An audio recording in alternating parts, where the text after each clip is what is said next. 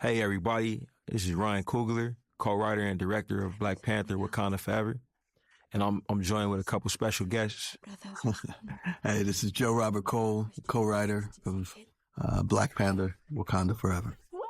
Hey, this is Autumn Durald, Arkapaw, director of photography of Black Panther: Wakanda Forever. And we're gonna be doing a little bit of commentary for you folks. Thanks for purchasing the film and pressing play on it. Hopefully y'all enjoy hearing us chat a bit. Autumn, we did this with was this with the boomerang rig? Yeah, it's like a little antler rig that makes it a blend between Steadicam and handheld, kind of, so not as messy as handheld, but a little smoother because he was going up those stairs. What is the confidence today? 29. And we were on our favorite lens, the 35. We used that lens for most of the shoot. Princess, I am aware of the urgency, but I must warn you. This synthetic heart-shaped hair. Interesting where we find her at the beginning of this movie is so different than the woman that we saw in the first movie.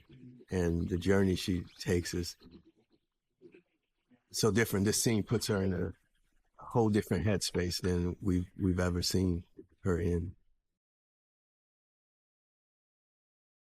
That's such a great point, Joe. Yes, princess. Because we never seen her stressed out in the lab before, like in the other movies. She's always kind of calm in there. People have asked me about this, Ryan. I remember you were interested in this being a oneer the first day we went through the script. We were going through the script, and you talked about maybe doing this in one shot. Yeah. Obviously, we got the beautiful Angela Bassett, her first shot. This shot we shot on that big huge crane, right? We were in the forest in Atlanta. Hannah did a great job of like dressing the trees and making it like a rainforest in the middle of like more of a woodsy place. Black Panther. We got lucky because the sun was coming in and out that day, which made it more magical. Yeah, we were fighting that sun quite a bit. It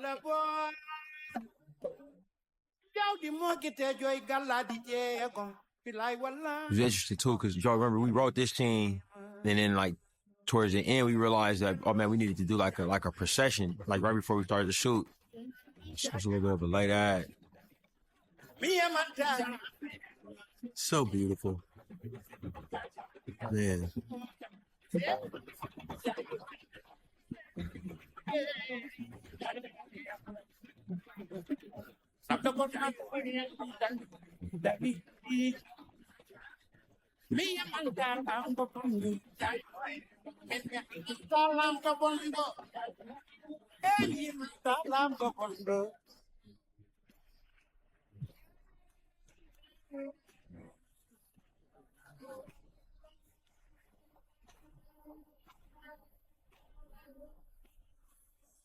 I remember, Ryan, you talking about Shuri when the casket floats and her being draped over it and her really not wanting to let him go. Yeah. Yeah. It really translates the emotion of what it was that that we had talked about. Yeah.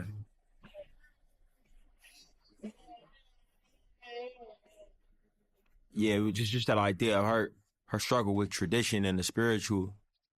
Mm-hmm.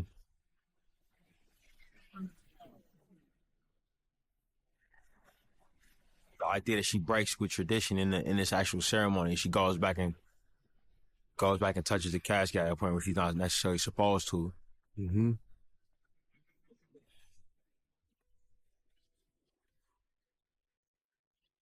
I thought that could be helpful in terms of, they should like the opening of the movie should like kind of orient the audience to what the movie's gonna be about. You know what I mean? And thought we did a good job of that. Yeah, because her technology, her innovation failed.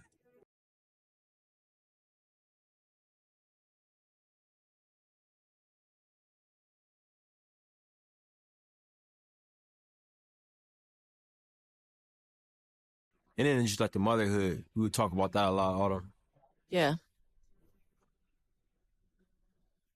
I've been asked a lot about this sequence, and it was such a celebration that day that I didn't feel like we were shooting a scene. Like we were all like involved in it, and you're on the microphone, and we were all kind of celebrating life and his life, and it didn't feel like a scene to me when we were shooting it. 6 cameras. It was pretty epic just watching everyone come down the street and dance. And at the end of that day, everyone on my team felt very proud to have been there, because I don't think we're ever going to experience something like that again in filmmaking.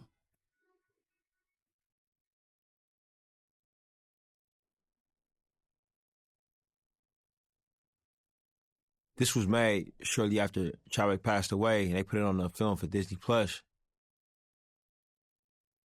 And then we re-edited a few things for the film. You just kind of see him everywhere in different films, and I'm always moved whenever I see this, because so much of it was things that we did together.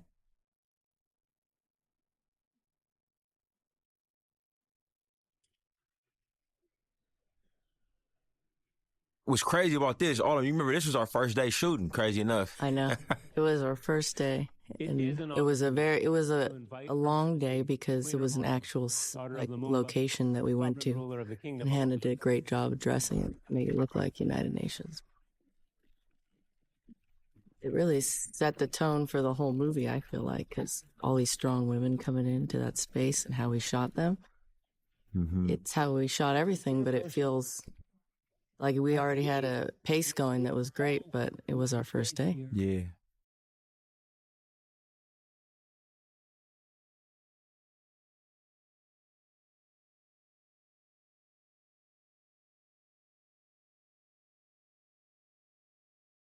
And folks, You gonna say something, Joe?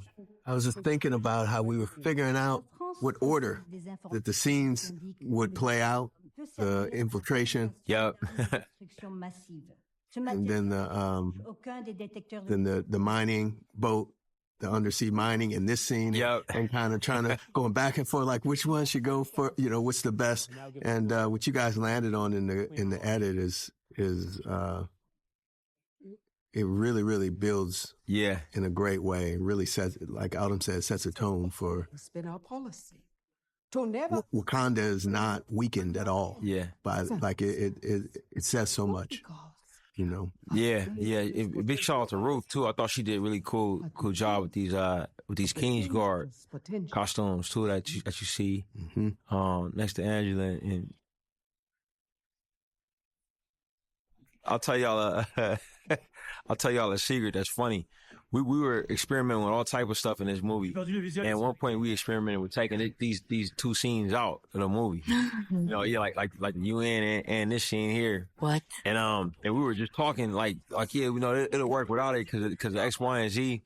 And then I remember I came in early, like at 6 a.m. to watch, because I just wanted to watch it down before we tested it with the scenes out. And I we pressed play on it, and I was watching it, and it was just like the worst movie ever. You know what I'm saying?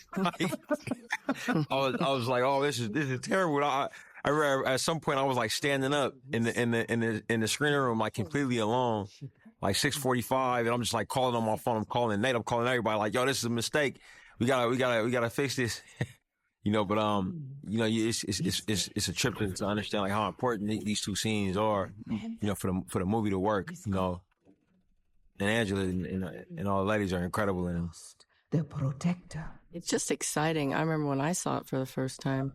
I love the intercut between the 2 and the soundtrack when the girls come back into the UN. Oh, yeah. It's so epic. I love that. They just look so badass.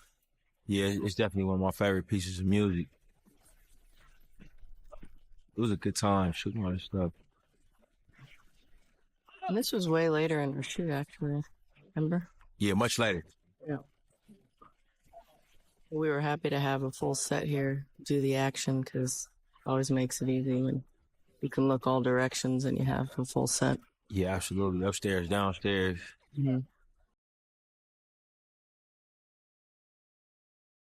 The ceiling had live effects for blowing the doors off and because it is precise, elegant. great choreography. Yeah. One thing I've talked a lot about that's nice for everyone to know is that I've said, you know, you do all the action, meaning like if there's action being done, you're there. And when I watch the action now, I find that's very thoughtful. Like I can track it. It feels full. And I'm happy that you do like to do all the action because then it means as a DP, I can be there and I can see it through the process and every step of the way. But I have found that was great because you like to be there for all those units.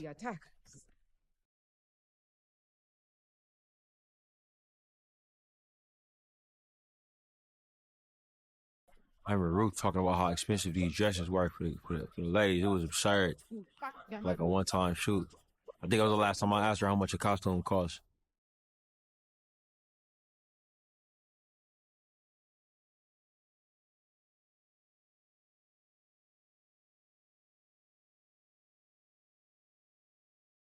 Everything, the colors in here too, and the textures and the gold looks so beautiful, I think. I love that she steps forward here, like how it was blocked. Like they've been brought in and now she's coming out to address them, joined by the door.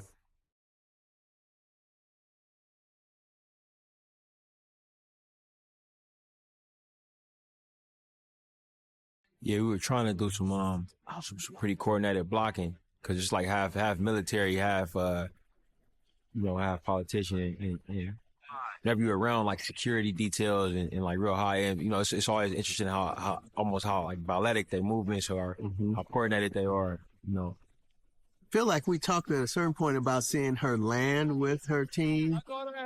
It might have been in one of our drafts and you saw them all come out. Yep. That stuff goes, man. You got Lake Bill there. This stuff was crazy. This was like we're shooting this stuff all over the place. This boat was in Brunswick. Yeah, it's in Louisiana, right? Yeah, like it was Brunswick, Georgia, like on the Gulf of Mexico. Oh, we scouted it in Louisiana. We scouted in Louisiana first, and then this was in Lake and Bobby in the control room. They were in Atlanta, I believe, at OFS. Mm-hmm. And then we shot these two in our construction team trenched we called it Lake Cowlish, but they just dug a lake into a backlot. Into a backlot, yeah. We've touched down. And we actually had those stunt divers in those suits. Which was just crazy.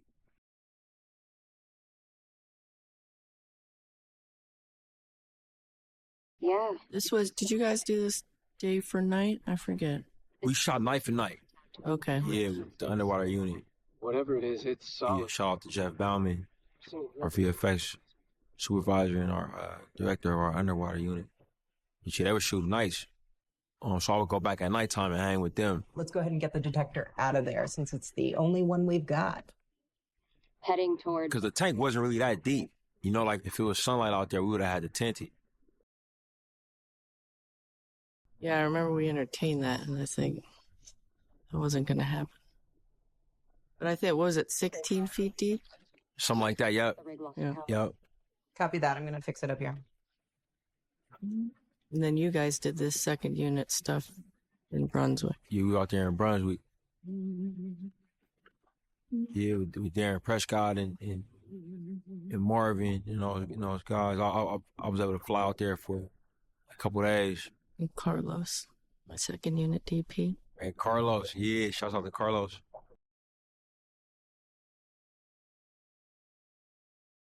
Yeah, this segment we had to something I think our editors really did a great job here. Salazar's heart. Mike Shaver and Shin Lam and Give me a visual. Kelly Dixon. It's a phantom jellyfish. I've never seen one. Was it on the page all like this? I forget. Emergency dive team stand by. Salazar, It was you just lost Jackson's vitals. Can you see? mostly, what would you say, Joe? Yeah, this is mostly what we had.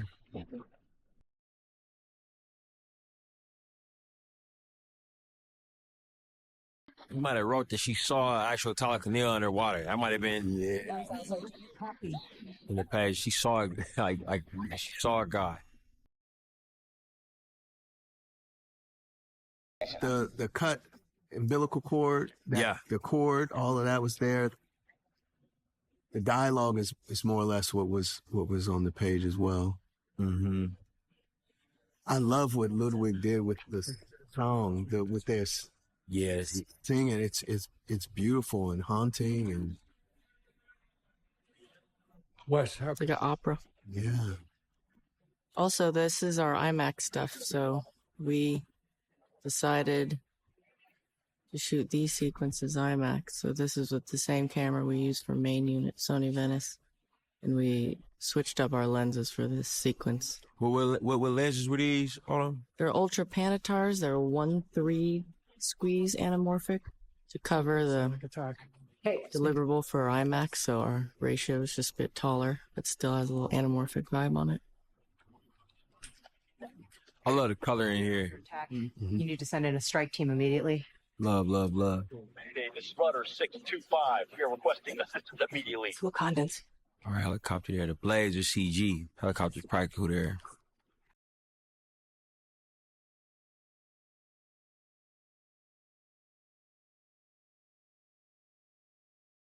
I never knew how this would turn out because it was so on the page. It seemed so epic, right? Like when we were prepping, it just seemed like it happened. We scouted the ship, then it was easier to understand, and then that was a big scout day because the ship's huge and that ship was going bananas. all those levels that we had to check out. Then it started to make sense, but it was a lot. There's Alex. Remember, we kept talking about how to introduce Atuma, like what was the best moment for it to come up. Great.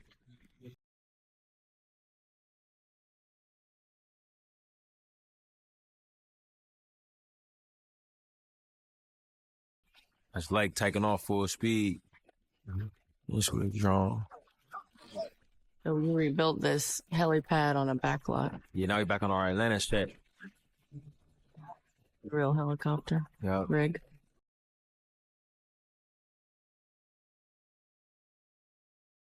And that's all practical there.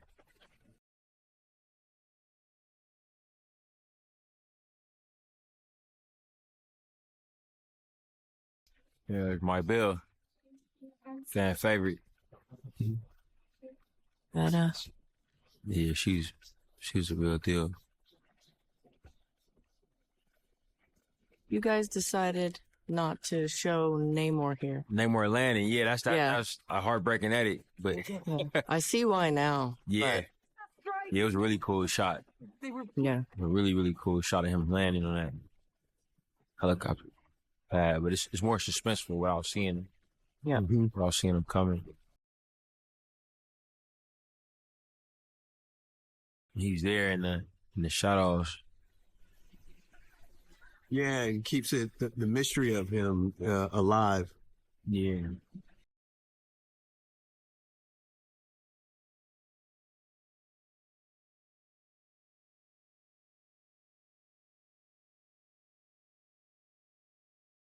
We use a lot of crossfades. It dissolves or whatever you want to call it, like in this movie, more than I normally use, and I was really happy with them. Happy to use them. Get some good foreshadowing with them or connectivity. I like them. They're elegant.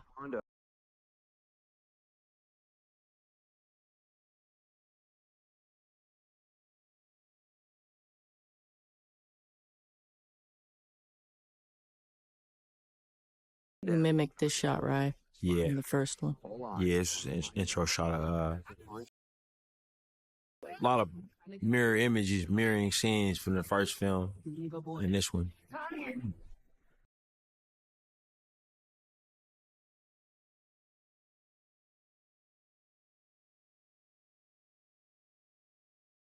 Real happy with how this stuff came out. The river barrier. Use a water drumming idea that's Congolese famous for it. Showing a different way to get into the city. Mm-hmm. city feels bigger, like we explore different areas, and it's so exciting.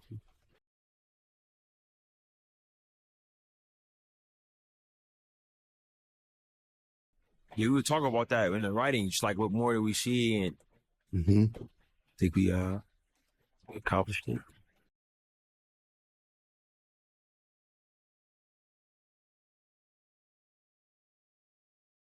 I'm in the middle So we see Shuri here. We see that she's cut her hair, disrupting my train of and that was a thing from when we were doing our research. Shouts out to Ben Talton, professor. was trying to tell He's out of Howard now. is here. Who was working on a temple, That thing on nerves. and talked about how I think that one day a lot of artificial intelligence. cultures on the continent, women will shave their heads to as a sign of mourning when they lose someone important to them. If only children were the same. So you don't see reminders yet, but Seems to be. you see here, Shuri got a different haircut. Yes. Rapid emergency response task. There could be any number of unknown threats on Hannah likes that shot. Which one is that? This one. On the wide there? The wide shot, yeah. Yeah. Yeah, We spend a lot of time in the lab. a lot of time in the lab. Yep. And that's a new set. A rebuild. A lot of great visual effects in there.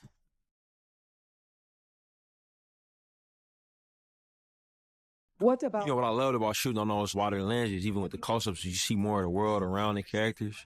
Nakia, daughter of Ya, is trying to reach you again. Maybe you should take I thought it was really helpful, calculations as I instruct. especially for these characters who are mother and daughter, but they have all these responsibilities to all these people. So they even have to have personal conversations with a lot of people around, you know, and people who they're responsible for.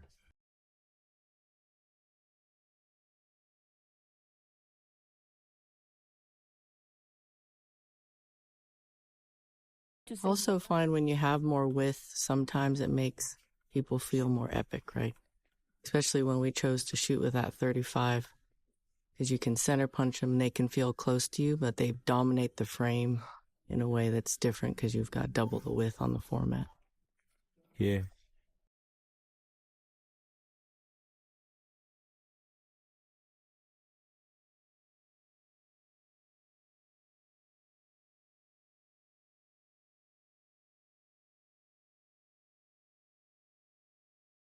I thought it was great to have it juxtaposed after she's so powerful in the UN in front of all of these, global leaders, that she gets here with her kid and isn't really sure what to do. I thought that was interesting. Your mother for a drive. Yeah. Right now. It speaks to the complexity and of who she is. You can be strong in certain instances and then in others be unsure, even in the most powerful position,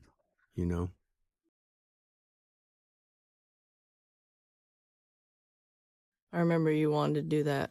We did that on Steadicam, so we could walk with her as her daughter was moving around. Mm-hmm. It was so tricky trekking Shuri's journey, and all these scenes. And with yourself. Really, the tapestry of where she ends up and how it feels so earned later on. They just build on each other. Worry about me. So this story, remember, right? We were supposed to shoot this in a real place, the middle of the forest.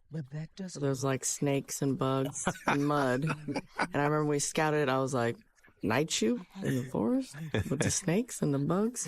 So I wasn't too stoked on that. It was going to be a huge rig for us, but our schedule change made us build this on a stage. Yeah. Which was a little easier because it was in the winter. Then I did. But I like the way it turned out, and I think it was important for you that it felt real and that they were really under the moon. And yeah. And I've talked a lot about that. I like this scene a lot. It's very pushing me. There's a lot of sensitivity to every aspect of it, like the performance, the writing, and then my department as well. Took some time, but he was there. Brian, you wrote, it was a late night, and I feel like we had done one of these Zooms where we were working together, and this was late. And I remember reading a version of this, which is very similar to what's here, and just being like, Damn. Oh man.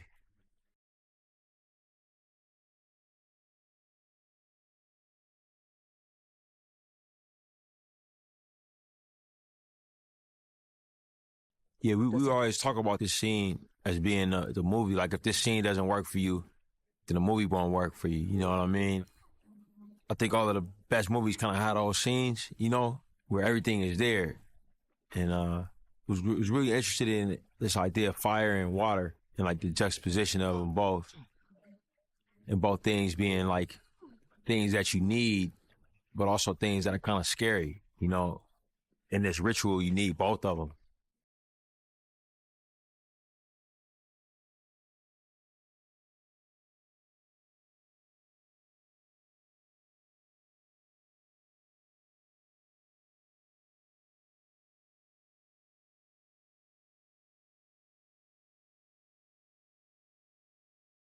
The first scene that I storyboarded with you, Ryan, was this scene. Think about my brother. It was, wasn't it? Yep. In our non-consecutive prep before we were face to face, I did this storyboard with you. You brought me on earlier to kind of sit in, and this was the first one.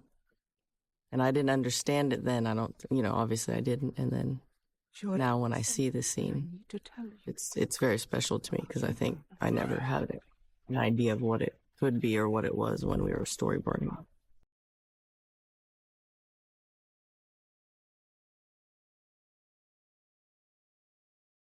Yeah, this scene for me is in conversation with the very end scene when she does the ritual again.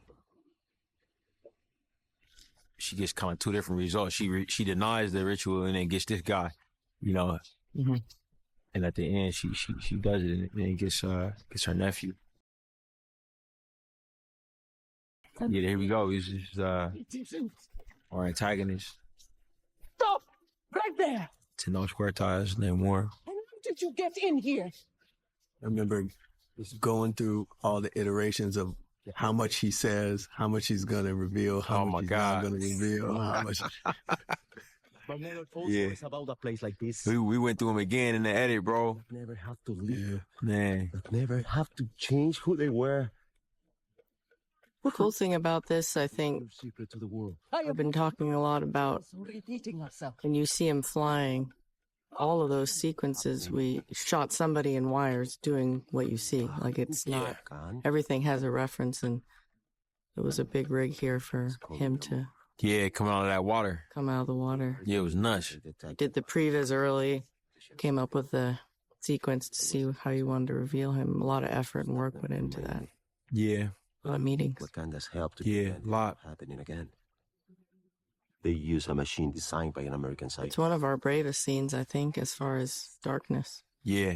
But you wanted it to feel like not, you didn't want the audience to see who was coming out of the water. Yeah. No, I didn't want, I wanted it to feel like we were actually out there in the woods.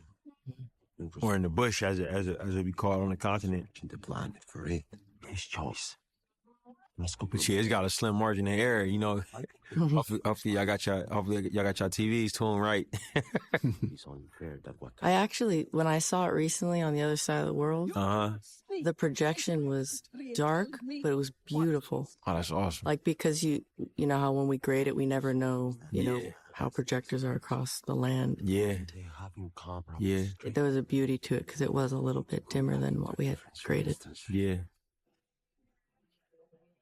Yeah, no, I love this scene. When you have the scientists blow into this, place it in the ocean. It's always tough, man, in these movies, Joe. Like the information dumps. On your own. Yeah. No, it got calibrated right, and he's in command here, and that's story-wise, emotionally. It speaks to the canon. Namor feeling like he's always in charge. See the wings. Yeah. Yeah, it's a lot of books, a lot of situations in him in books when he comes into Wakanda. He comes in different ways. A lot of those Hickman runs, you always feel the energy change when he shows up. Sure. And we actually built this thing. That's another piece. Drew Petrata and our department. Any activity at all? He was in Baku. Audiences like this scene. They always laugh when he comes in. Yeah. Huh? If my soldiers were present, Yeah, big goofball. I like this scene a lot as well. be bound before us as we If speak. your Like the way you guys edited it. present, It's very good. they would still be there, choking on their fuzzy adornments. You bald-headed demon. Show some respect. Respect. That's an ad-lib, right? It was, man. It was a lot of ad-libs. Yeah, he's wagging that carrot around.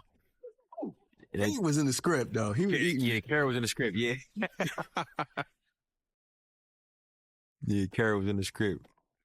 But how he's eating it and waving it at people, you know. There was no aerial surveillance footage of him. And nothing on the radar as well. That's Swim underwater UFC champ Kamaru Usman. kilometers. He was not alone. It's great to have all of our folks back. A massive He wants us to deliver one And Miss Dorothy, rest in peace. so he can kill them. Oh, she passed while we were filming.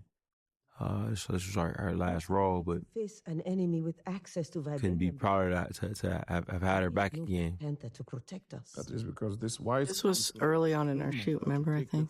Very early. This was like week 1 or week 2. It was one of our first sets, I think, that were ready We should find after we and kill at the UN.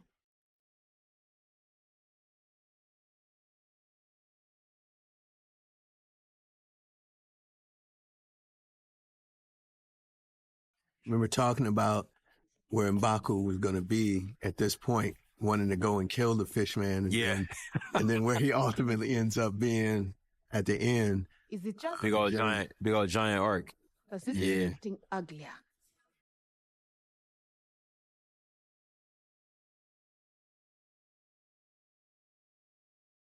Through This was yes, fun. stones, I even got into watching a lot of This is- watchmaking videos and like videos where they take watches apart. some are custom. And this set piece was kind of inspired by that, like how many small things we could fit into that big machine. Believe that vibranium exists outside of Wakanda. Perhaps there was more than one meteorite. And kind of having them all laid out Mostly all over the it's reasonable that lab. the other one just landed there. This changes everything that we know.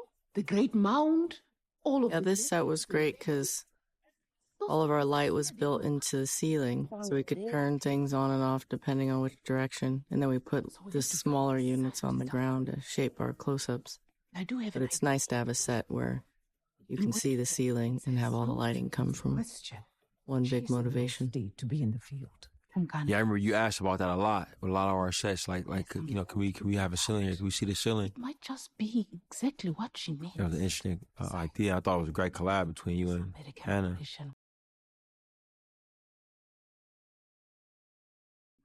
She always makes He snuck past the width and the height like big epic spaces so you can see the weight on the character, you know? If you see the space, it's actually a pretty big set. Even so I can see Her sets are big, organizer. which makes it nice to photograph because you can do nice wide shots. And VFX extension is more limited. Remember this day, we were lining up this shot and we spun it towards the backlight. Dawn wasn't happy about that. Shout out to Don, our AD, Don Sparks. This is CG Kamoyo B, as we called it. Yeah, I got it. Thought it came together pretty good. Got it. We're in Georgia here, in a town called Serenby, outside of Atlanta.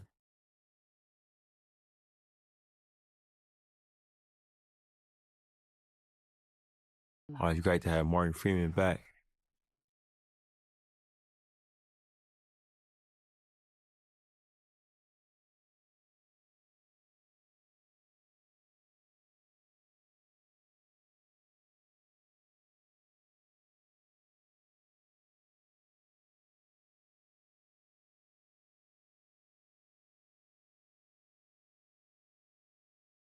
We planned this day based off the sun and had a little bit of light in the forest for her. Mm-hmm. We got lucky because at the end of the day, the sun broke through a little bit. Information and you reciprocate. It's imperative that Everything in this frame is real. anything else happens. Yeah, everything is real here.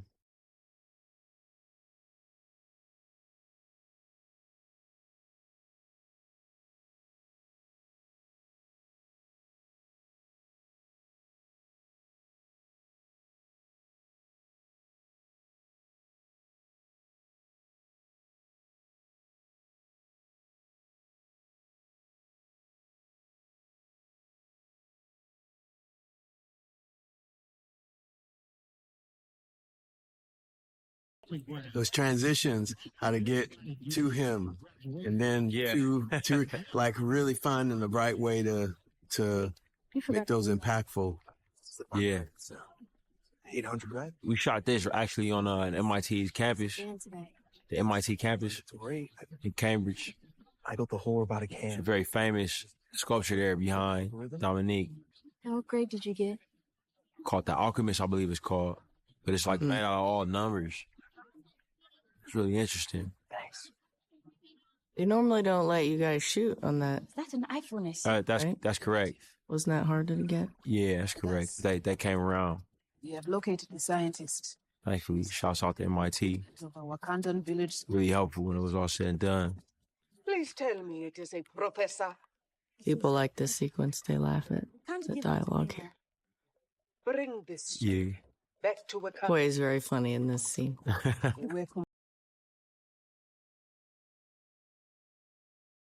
They great here. And these are her sunglasses. She had these on. So we were like, yo, let's use these. Okay. Yeah, Denai had those sunglasses on the day. Is it the makeup? I think Costume got something to Shuri, but we had a lot of fun with this. Shade. 2440, you look good. The idea of them trying to blend in, but just like totally not. You can do this. Her fragility here, she's so strong, she's so daunting, and she's worried about like makeup on her hair. Yeah. Yeah, it's a running gag from the in the first film. She put a wig over it. She didn't like the wig, and then, now this one she tries to put makeup over her tattoo, but that's not working, Yeah. So it was a good time. I gotta go to the website. This was a set An encrypted file. that was rebuilt, right, to match the exact Yes. dorm rooms that are in the building Yes. she would be in. Yes, Hannah and the art department rebuilt this to match, and it's a bunch of Easter eggs like on her wall and on her shelves. No. I'm here by the vibranium detector that you built for the CIA. Trying to show that she has a lot of Nice. Chicago pride as Chicagoans do. That from my metallurgy class. And also like Project. she a little bit of a hype beast. Professor said I'd never With be her sneakers, and she got like the cause sculpture back there. young gifted in black. She likes art.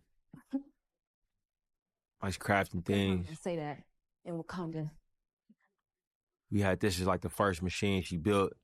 She was a kid Brilliant. on her desk. It is not always accepted by the elders. And the idea is like she doesn't really work here. Did it take you? She just kind of hangs out here in between classes. Couple months. The hardest part was finding big enough mylar sheets to cover them. Wait, did I? Are there any ad libs in this scene? Mm. It's pretty funny, like when she comes back in. Yeah, we rehearsed it a lot. So like the ad libs, I got different. we worked into the script. Like 15 minutes. But this was a scene we had a lot of chance to rehearse, Okay. get some of that comedic timing down. Wait right here. I'm gonna go to the bathroom. I'm just gonna. It's fun though, man. We had a lot of versions of this. Under control. I said 5 minutes. Get out. Get out of my door. Denai's face here, it cracks me up. Mm-hmm. Small gag. Yeah. Step toward me. They got a lot of laughs in Nigeria. Keep that guess. Small girl.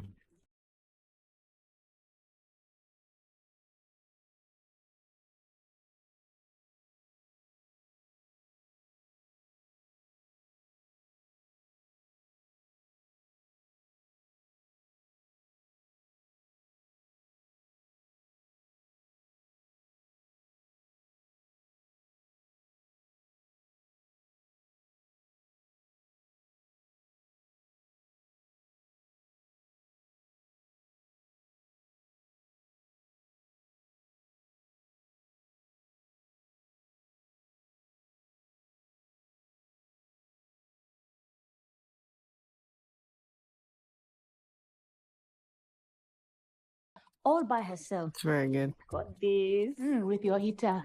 And I didn't hear that line for a while, actually, the heater line. Yeah. I never caught that until our final QC. Yeah, with your heater. It's hella good. This is one of my favorite scenes. So this is Collier Metals in Atlanta, Georgia. I just have to grab my work laptop. Playing for Riri's garage. You don't have to worry about The that. reason why I like it is because, remember, we didn't go into it thinking to do this like oneer on Steadicam, and then you got the idea on the day. Yeah. And it just makes it's as if it was always supposed to be like that, because it works so good as the camera's bouncing back and forth to all the girls. Yeah. Get back in. It feels like, to me, like an old movie where you're doing handoffs. Yeah. It's pretty cool. Yeah. It's a fun time. American law enforcement has I love their chemistry too. What's that? Joe, we were talking about that, like making them all distinct. Surrounding us. Yep.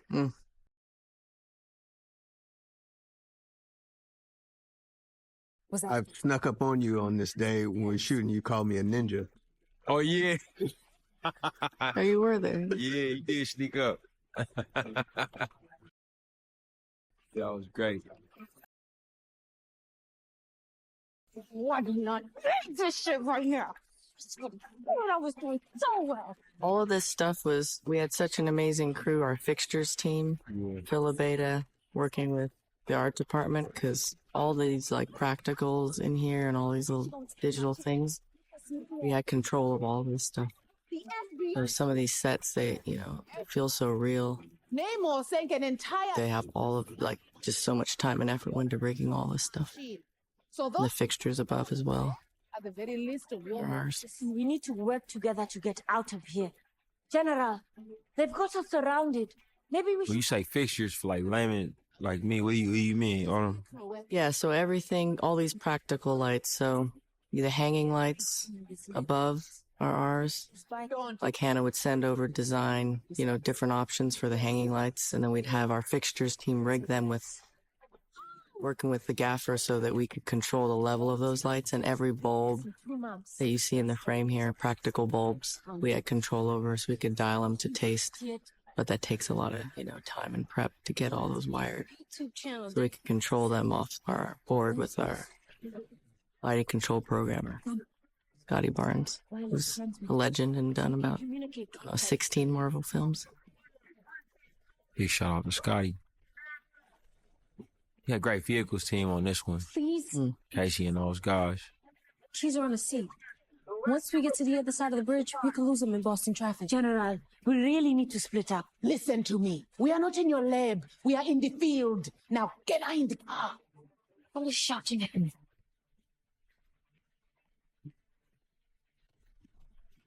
Love this Barracuda, and we kind of matched it in color to like what Okoye was wearing. But also, it's like Bulls colors for the Chicago and Riri.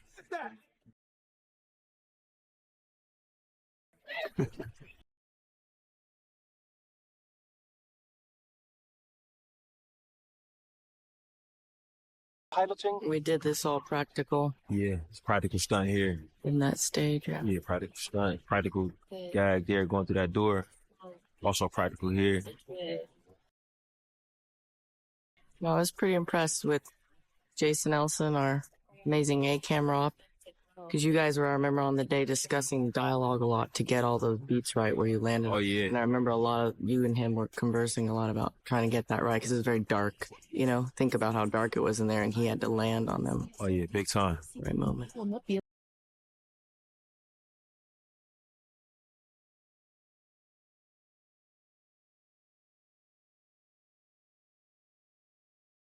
Second unit.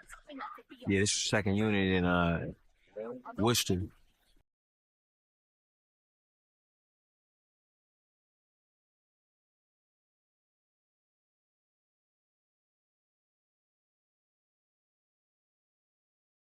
Manual drive. This was us.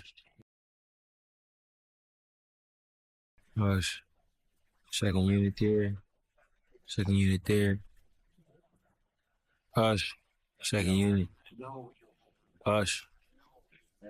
Second unit.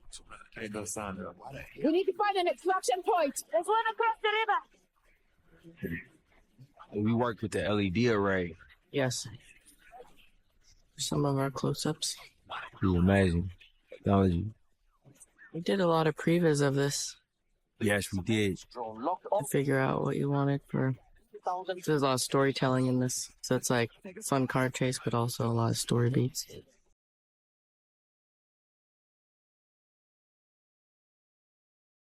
I thought this turned out really great. The night work flying. Yeah.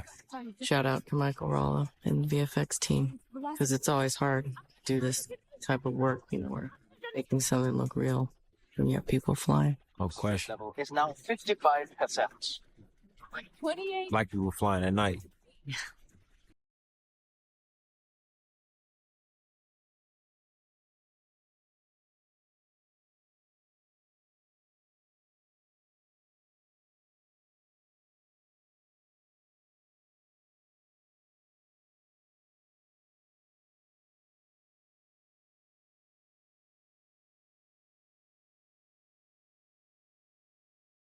You can feel that a lot of these shots are real.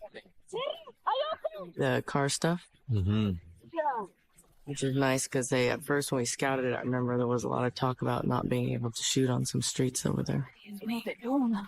And we were able to. 3, 2, 1.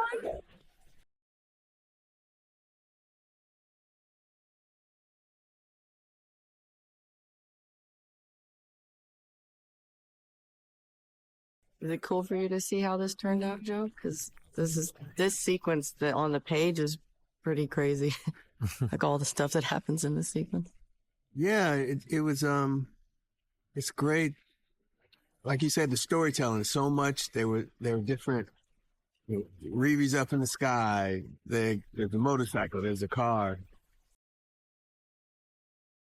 and it's all very, very clear the way it's. I didn't always necessarily feel like it was how it was all going to land, and it looks great. Me too. We built this on a back lot. It was like 250 feet of bridge road. Might have been more than that, maybe 300 feet. This scene here was one of our more complicated action set pieces and shot over, I don't know, the course of a year. Because we had a lot of different things happen. This was on a back lot in Georgia. Exterior. Boom. Oh, she got a worker there. The humpback wheel comes a tumor. Him landing, that was on our set piece. That was on stage. Mm-hmm. So this was a complicated one. A lot of choreography. Take another step closer, Thought it ended up looking beautifully. and I'll kill you all. Yeah. I could not see how this was going to turn out until I did see the final, because when we shot it, you know, we're shooting on, we have the practical ground and we had lights, the lamps that are on the bridge, but it's, you know, it's blue screen and green screen. So I think how it turned out. We shot these arrays at night and how they clumped them in. It looks really good. Remember you talking about David Mamet movie, Ryan? Red Belt or yeah, with Atuma walking around like Chiwetel, right? Yeah. Yeah. You got a great memory, bro. Man, yeah. When we were kind of crafting what this was going to be like. Yeah. Yeah. Wow, bro. Man, that's incredible. Yeah, Red Belt with Chiwetel walking around teaching the guys how to roll.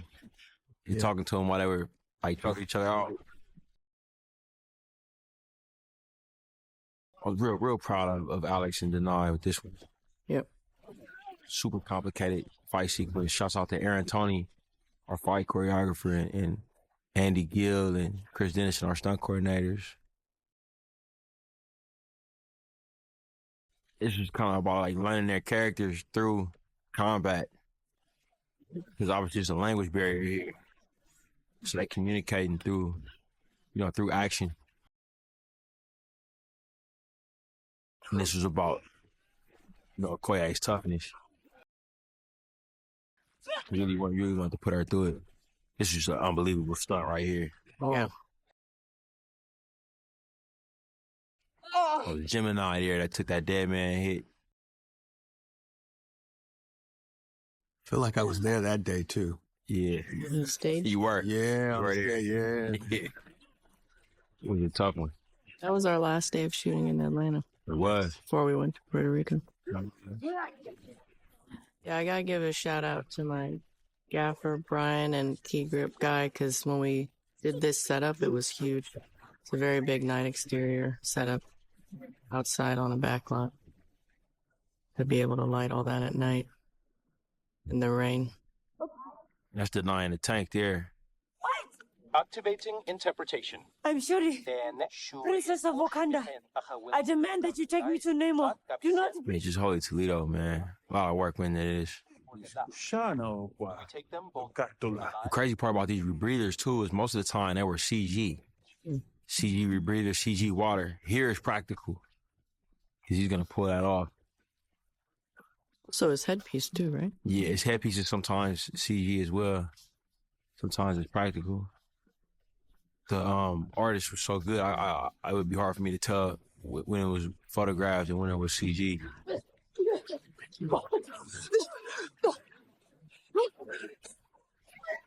That's him leaving with the wheel. This was denying the tank. They're really treading water, acting.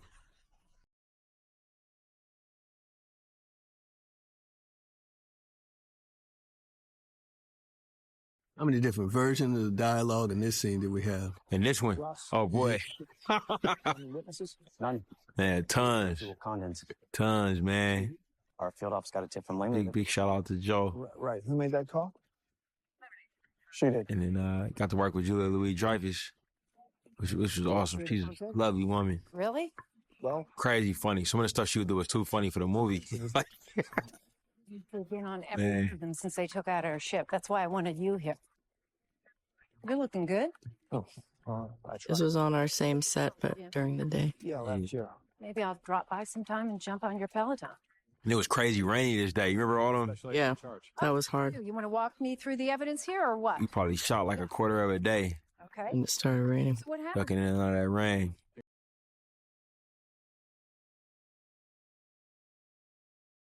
I remember the Great Alls were just like they were catching all of that rain. We had to and Guy and those guys had to point them down, and it was like a big waterfall. Dump them, yeah. Yeah. Hey, Ross, you got a full tank of gas? That's one thing that's so amazing that VFX does so well is making the ground consistent when it's not when you're shooting, and that's not easy to do. Apologizing to you for a couple of things I said during our marriage. Oh, here comes my favorite scene. Oh, this your favorite scene here? This is my favorite scene. Oh, yes. man. I talk about this scene a lot. They came from the water. Yeah. This scene does everything for me, I think. I struck Like, down 3 of them with blows. when we shot it, it was amazing. The performances, the acting, what they're saying. This is the perfect scene. Princess. It feels like an old movie. I feel like I'm not watching our movie when I see it. That's how, it's so good that I feel like I wasn't there. Yeah. This is one of those ones, y'all remember working on this scene. Going back and forth and Of Wakanda's armies and yours. how much is, Okoye tried to defend herself, and plead her case. Yes. And who speaks up for her? A lot of tribal allegiances here. Saving my country. You can tell everybody in the room is uncomfortable. Yeah.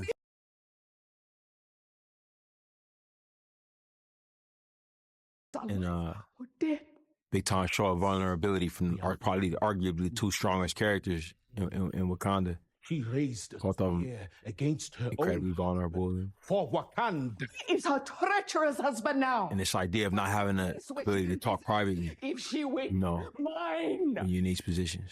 It's with the I end. mentioned that in the earlier scene, and here it's, The most powerful nation in the world. And my end. All them framed this beautifully. She's in this incredible close-up, but there's all these people behind her. I've given It's like 13 people framed in our close-up.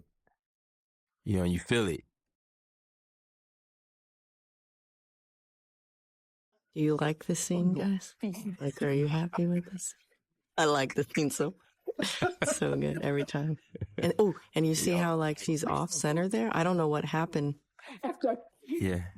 But it makes sense. Like, And you I'm not sure if that was you or happy accident, because, you know, him while I sometimes I correct that, but she comes up and she's a little frame right. Yeah. and I warned you about taking my daughter on this mission. I'm not sure how intentional we were or weren't. Yeah, I don't remember.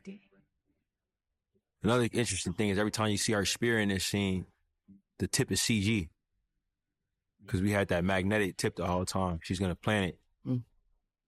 She's going to plant it in there. And Ludwig did something great. It was a note from his brilliant wife, Serena, who was also a musician. She was like, hey, when you put that spear away, we should hear the yips of the door. Ooh. You know, so when she plants it for the last time, you hear the yips kind of die out. I like that. I noticed that. I do like that. I think this is the first time we see her short haircut here. She's kind of, it's like, again, a moment alone. You know, you see she's still kind of reeling. Yes. Without all the answers. She doesn't have all the answers. She's Shuri, Yeah. when she was Very anxious. I was. Are you Like, once I couldn't find my son. Oof. You know what I mean? Like, I couldn't, he usually plays in the front yard sometimes, and if I can't find him, I freak out, and I couldn't find him for a few minutes. And that little, you know, anxiety she has there when she's asking that question. Yeah. And I love that she goes from such strength, and then the next scene, she's there, and we see so many shades to who she is. Sweetheart. They like that. I'm with my boss.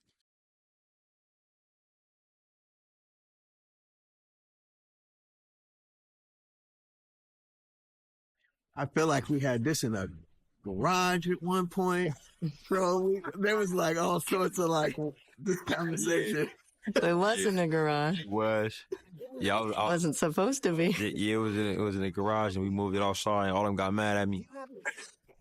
I was waiting for you to bring that up. I think I moved it at the last second. She was like, dude, we rigged this whole thing. What are you doing? I'm like, I think we gotta put it outside. She's like, I'm gonna kill you. And I'm worried. You know, But it's so much better outside. It came out good. It's so much better outside. But I could not see it that day. I am afraid. That wide shot so much better. Yeah, so A country that's already on our radar, or you mean somewhere? then we did these, and these were pickups here. Yeah. Ask me if your Those in LA. decides to act.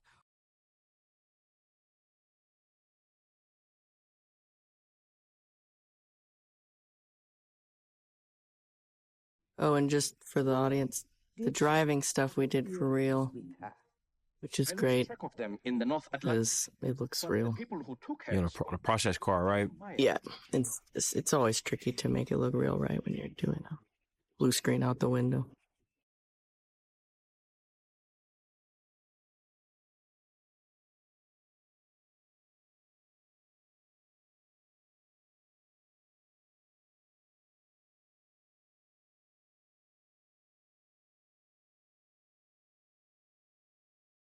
We had a great assistant editor, Alan Fury.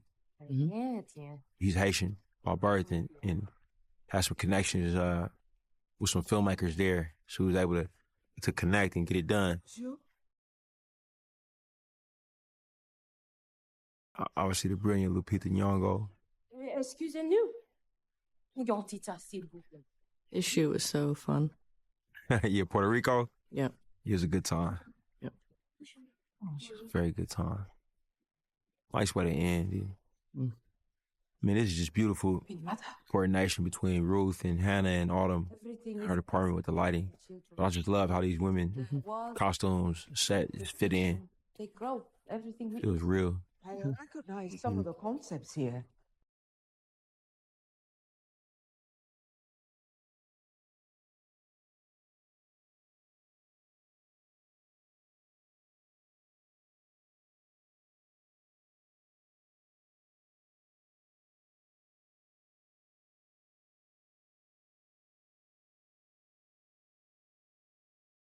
Brilliant performance here by Lupita. It's been 6 years since you left us. Trying to find the words. Come back for the ceremony. Finding her light perfectly. Oh,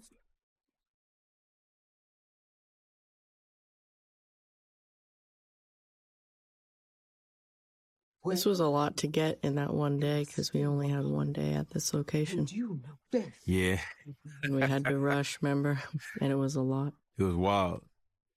The sun was setting.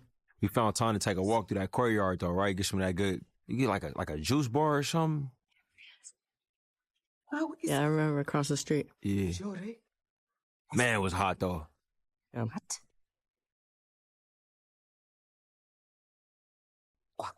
It trips me out that there are two mothers here.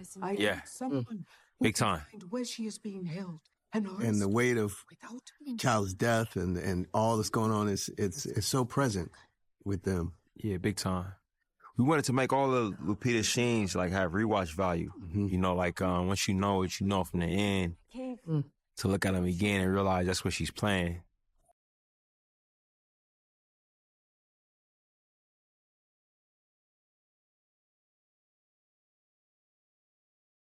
This is funny, this scene.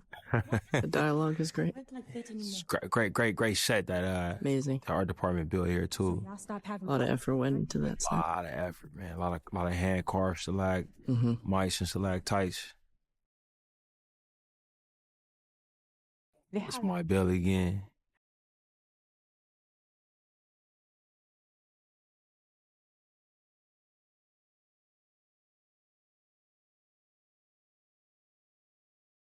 This joke, I like this joke.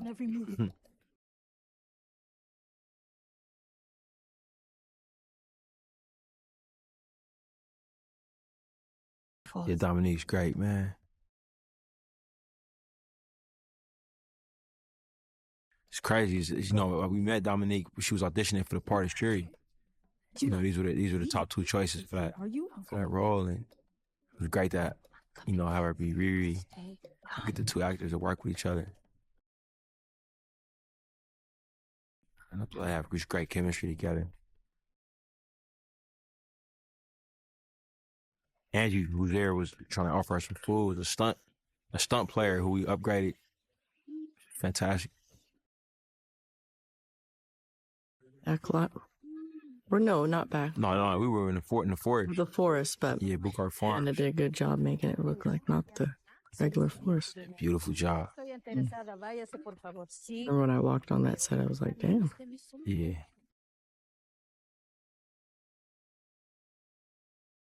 Just blessed to have a top-class crew on this. Another thing to point out is color coordination and the subtitles. So what we did for the Western languages, English, Spanish, we used white subtitles. Then blue, so you could take mine. And yellow for Rosa, when the Wakandans speak.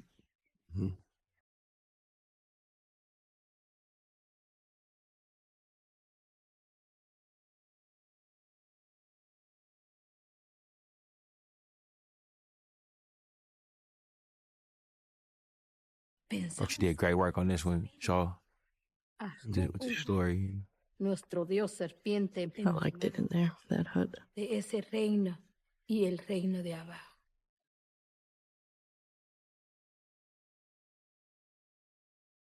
It's funny because in Poland, I was wondering how they were going to deal with it when I was just there, and the Polish subtitles are above these, so it takes up a little bit more space. Yeah. Did it work okay?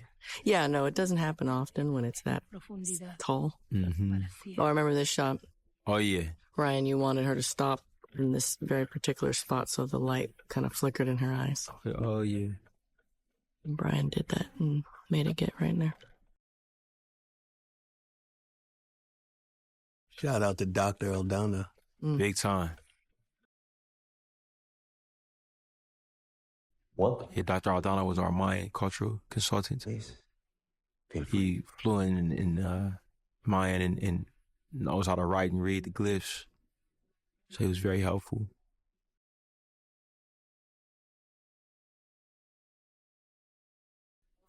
Super important prop here.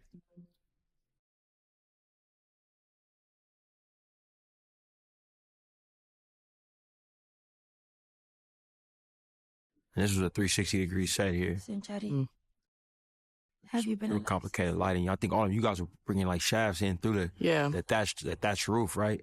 Yeah, the grips ended up. We cut some holes there because we needed a bit more light just to let them after we blocked it, remember? Yeah. They wanted to walk around and get close to the wall, so we had to open it up. But this would be, this section of the film. I love what you guys did here because it's just so amazing. I remember when I saw it for the first time, this flashback stuff cut in with the hut stuff. So good.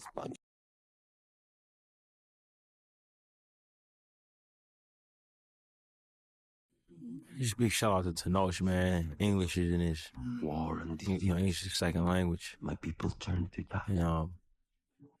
We're just nailing this stuff. God of rain and You have to speak Mayan at all, so.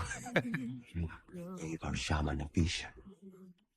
And this gentleman here was our Mayan language consultant, Sway. Brilliant Mexican actor who is from the Yucatan Peninsula and speaks Mayan fluently. He just came out and killed it for us.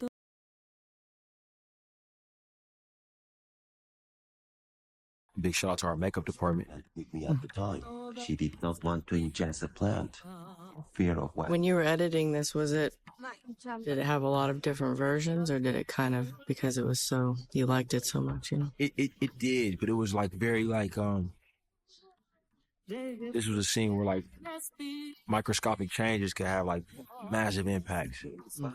I could tell you the last one that we did, the last change we made, it was like, we made things like night and day. But all three of our brilliant editors touched this one. Kelly Dixon touched it last. And I'm really moved by this scene. Yeah, moved.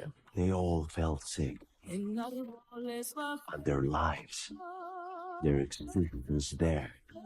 And then I remember when I saw your director's cut of it, I wasn't facing you, but this thing had me kicking back tears, man. Yeah. plant took away their ability to breathe air, but enabled them to draw oxygen from the sea. I feel like when I saw it, I'd never seen something like that, storytelling-wise, in a film like this. Mm-hmm. And that's why it was impactful, because you can be there shooting this stuff, but you don't know exactly how it's ever going to come together. It felt very impactful watching it. We were out there rocking though, man. It was like it was back in film school. Anytime we were rolling, Yeah, we're running around on the ocean. And, hey, man, run, pick this back up. Hey, go. It was that type of film that makes you feel alive. Mm. My mother gave birth to me there, and I became. This underwater stuff was great too. Yeah. You guys did a great job back there. Big wings on my ankles and ears that pointed to the clouds. I was a mutant. I could swim in the sky and age slower, breathe the air our ancestors breathed. This sequence so helps understand his point of view. My mother mourned the life. The empathy for where he's coming from. Died with a broken heart. Very effective. She made me promise. Yeah, so this cut here coming up is homeland. First of all, our kid, man, he was in that ocean like nobody's business. Young kid. Prepare me for what just came out and nailed it for us.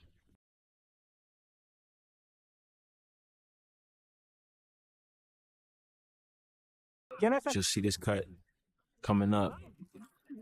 It's a cut back to Noche as an adult from the kid. Mm-hmm. So it goes kid, adult, kid. This cut right here. Mm. I love this. This is so good. The music. Yeah, and that cut really helped to I thought it helped to understand that it was something that he still wasn't able to process. Yes. Because in many ways, the film is about how trauma can freeze you. Spanish man of faith cursed me as he died by my hand. He called me. So he's at once this 500-year-old dude, but also this kid. Been holding on to it. No. This entire time. Took my name from there.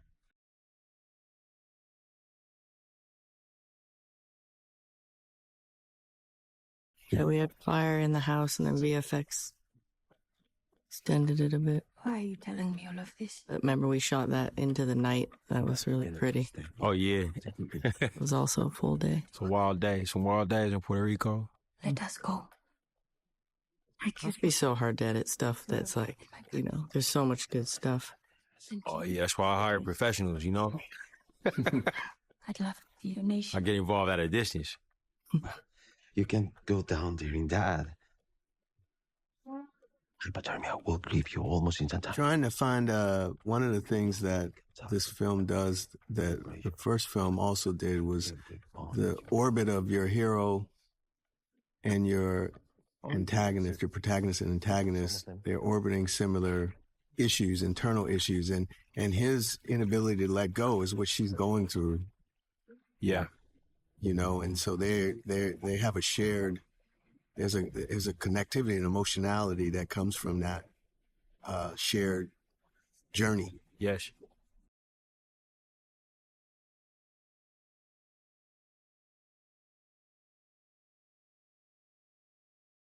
This is your deep space movie that you wanted. The Abyss. Did he give you the Abyss talk? Oh, yeah. Oh, yeah. Early on. Talk early about it. And it happened. It worked?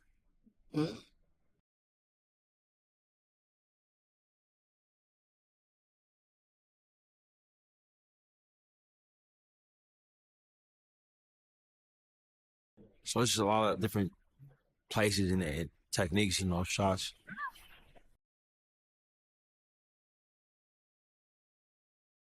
This stuff we shot with Tish was a lot of it on stage, but we actually put her in that suit. Mm-hmm. Tenoch is on rigs and wires there. So this stuff's full CG. We spit her out. I wondered how those were going to translate the streams, the jet streams. Yeah. And it turned out great, man. Oh, thanks, bro. Yeah, that's a big shout out to Chef Bauman and Nicole Rowley. Yeah, people have really liked the underwater world. Yeah.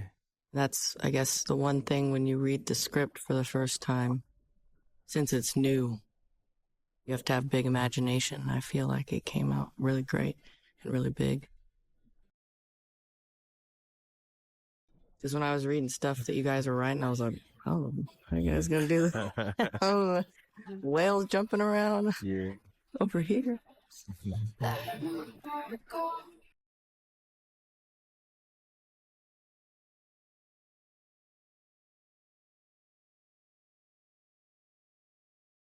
Yeah, shout out to Weta. Right. Oh, yeah, big shout out to Weta. Chris and Sydney and all of the good artists over there. Taking Hannah's lead and executing it. Look at this stuff, man. They're really excited about all of it. The opportunity of it, and then seeing it realized was something special. It's the marketplace. These are actors in the tank. That's Luciano there.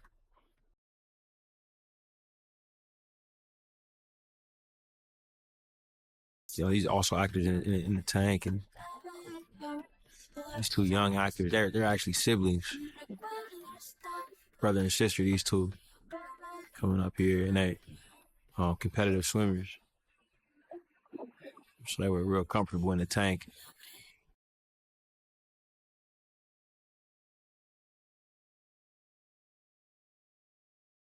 Yeah, looking back on this now, I'm not sure how we did this stuff. It's just a young mom and his son in the tank. A lot of days, a lot of work.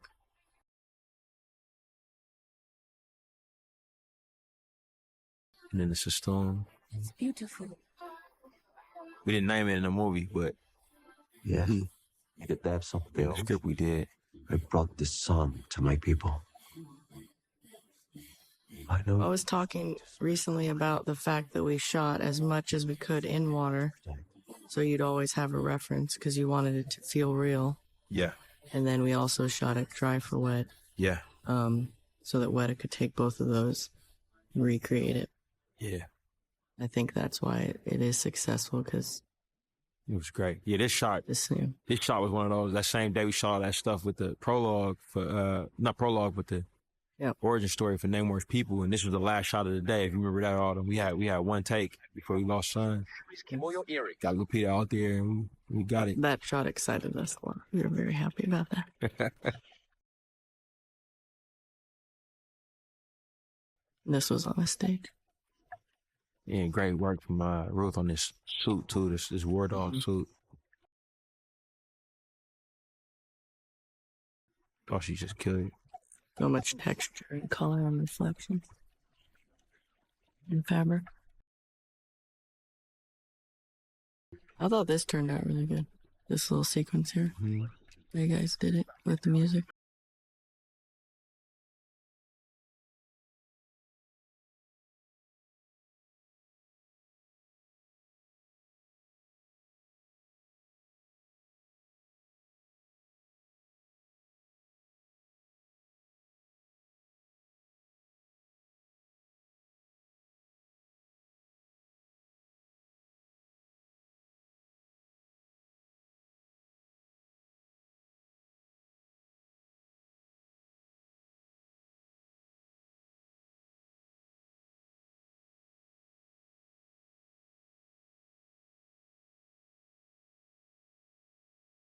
Yeah, Lupita, I had to learn how to swim underwater. It's all actually her.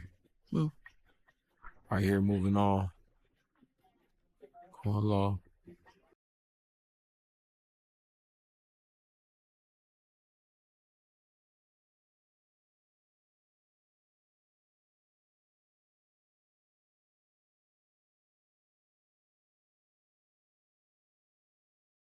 It's another scene that we spent a lot of time on. Yeah, we did 2 shoots on this one, yeah. One during principal and one during pickups. When you age as I do, a lot of dialogue in this one. We all lose everyone we love.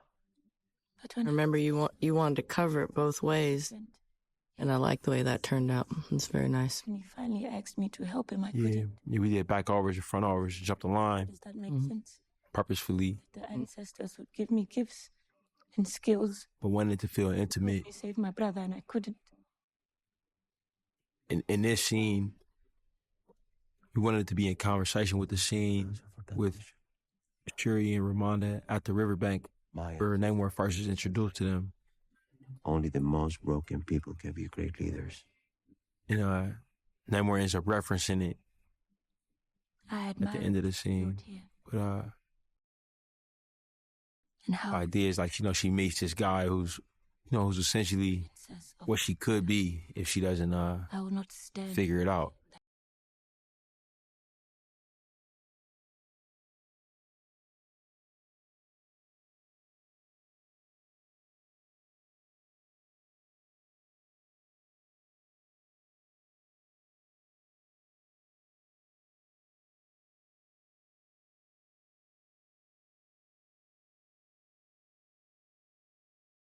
It's also like our opportunity to meet Namor kind of as we know him in the comics.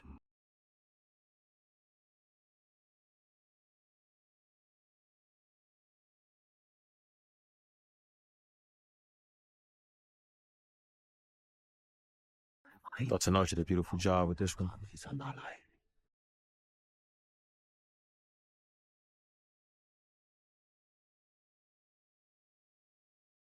What was great too is that when we shot the pickups, we had the scene of him as a young kid with his people. We had that scene cut together. Oh, I remember you showed it to me. Yeah, so you showed it to him, and it actually helped inform his performance. If we make an alliance, we can protect each other by striking them first. And that was my first time doing something like that as a director, where you got like a situation that the character went through, like right there in film language, for them to look at and then come back and the scientists will die and perform. And he had read the script and all of that, like he knew these things about the character, but actually seeing it cut together had a pretty noticeable impact on him and his performance. And Shuri was there too. I think it did. She liked it as well. Yeah, they watched it together.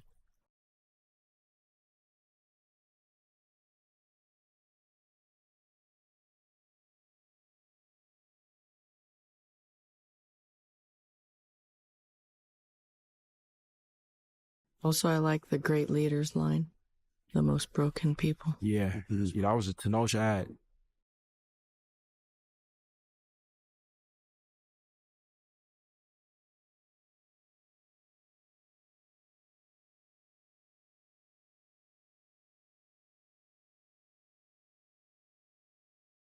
Got the great.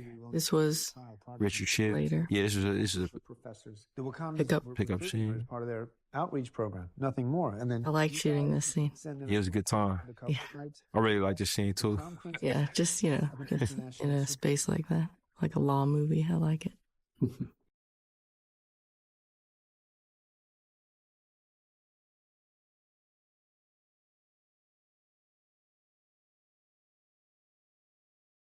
Yeah, just getting in the shot. They wanted to destabilize Wakanda too. It was a big deal, My sources are telling in a movie like this. properly. Otherwise, I remember one of the panels we were on, Ryan, you were talking about this idea of these two countries, Wakanda and Telecon, and why they're isolationists and how colonialism had affected them and putting a face to that. And that, that this scene helps, as you talk about destabilize, this scene helps with that. Yeah.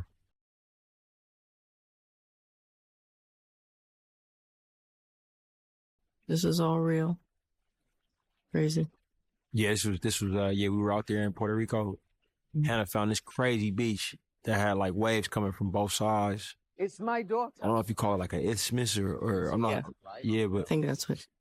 But there's waves on both of them, and I just love the feeling of it. For the tide to be kind of coming in on both of their close-ups. What can I? This idea like they're on a collision course with each other. Nothing.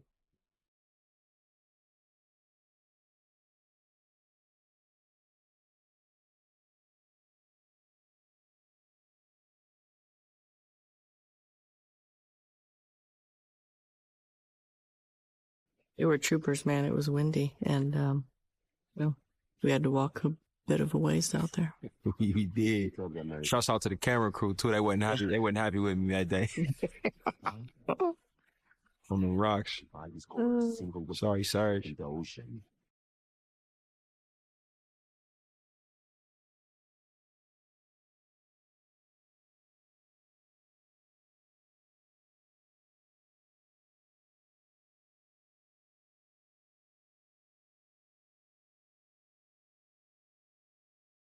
Back in this awesome set. So what was y'all doing with these lights here, Autumn? How are you getting this look? Well, this is the actual space is lit by glowworms, which is the concept that Hannah came up with. That it actually exists, and Philibeta Fixtures Head, who's awesome, made those glowworm lights that are above, so they're LED lights that can be controlled that look like the actual glowworms look, and they look pretty real.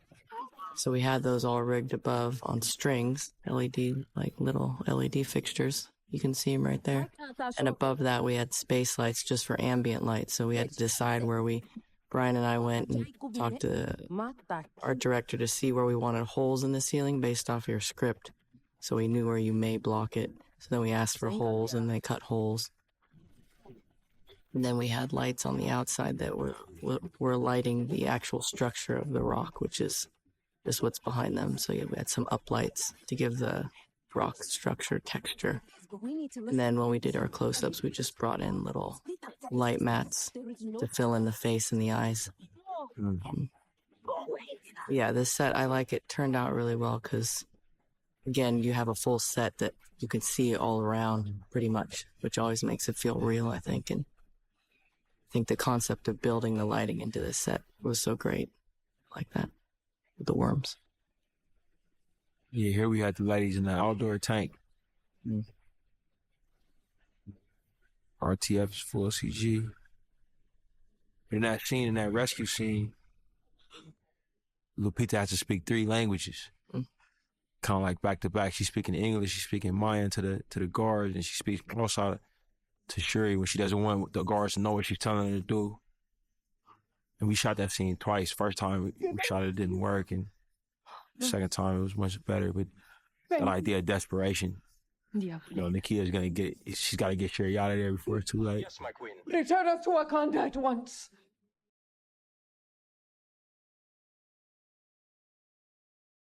And obviously this one's in the same location. Mm-hmm. This scene's great. Mm-hmm. That shot you got of him, not this one, but the close-up that cuts to his throne. Mm. It's in the trailer. A lot of people have talked to me about that. Yeah. Her asking, "Can you save me?" Oof. Yeah. I think you wrote that, bro. I was gonna give you credit right now. No, you wrote that. No, that was one you wrote. I remember that. I remember, man. Yeah. The reason I bring it up is that he has earlier said, you know, his whole purpose is to keep his people safe. Yeah. And what that has to mean to him, it really drives his. Oh yeah. You know. Oh yeah. I love that red dress too. Yeah, she's great in this. In this scene. I mean, these are all, none of these actors speak Mayan. You know, so, and the director doesn't either, so. it was a little bit of work. Yeah, this shot right here you're talking about. Yep. Mm-hmm. Yeah, because I wasn't there and I don't know, did you push in or is that? Yeah, we pushed. On the day, yeah. Love that. That transition's really great too. Yeah, big music transition.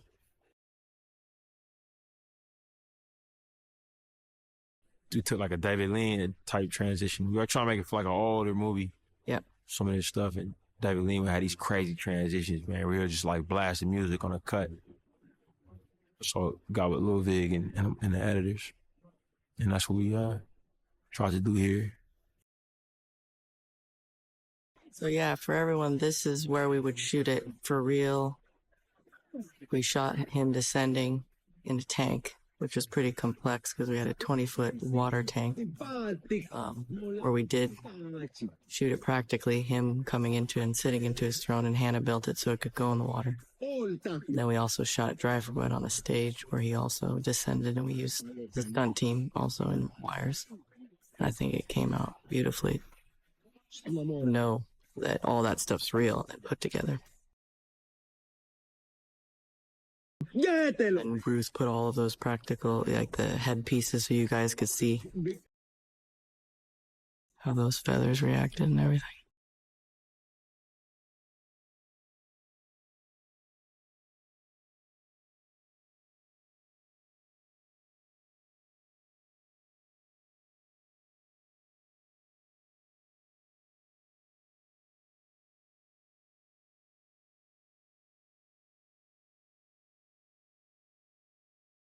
Great performance from Tenoch here. Fortify the sonic barriers. In mine. Princess. Got the great Michaela Cole here. And her and Tish have a relationship Thank the in ancestors. real life, both know each other coming up out of London Just want to together. return this.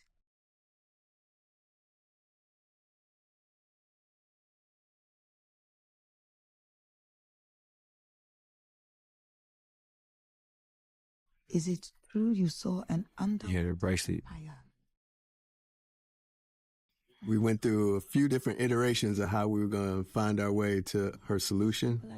Oh man, yeah, yeah. No, that's absolutely right. Dragonflyer, you know, go through a hidden force field, holographic force field, and that's a actress in the tank.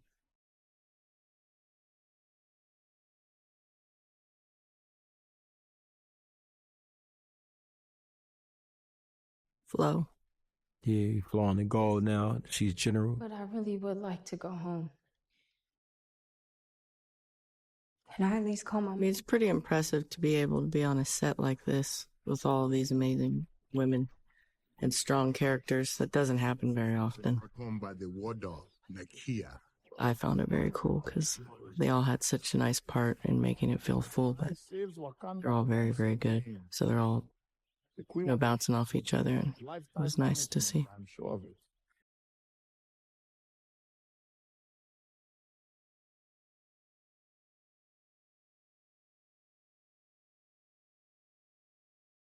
denying Lupita. Without saying a word. This was an important scene. Yeah, big time. I was crying behind the camera this day. Oh, man. On her, yeah, when she was talking about what she says right here. Just trying to kick him back, as you say, Joe.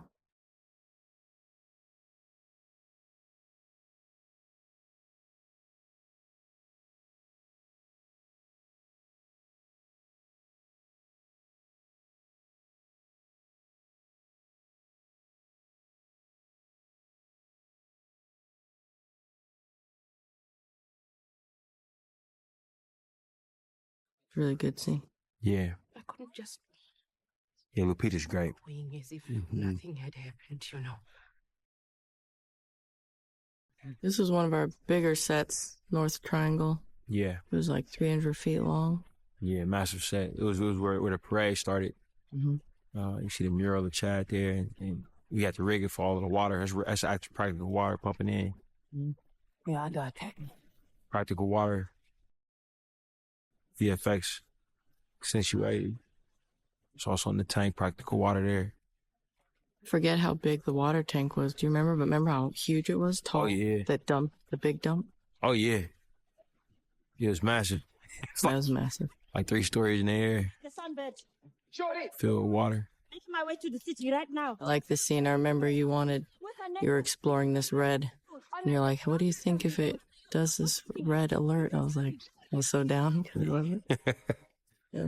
You just hung up on the I think it's nice. It's nice, different texture for the lab. Yeah. Dragonfly leaving going towards the city. This is all real in our tank. Yeah, in the tank, yeah. Outdoor tank.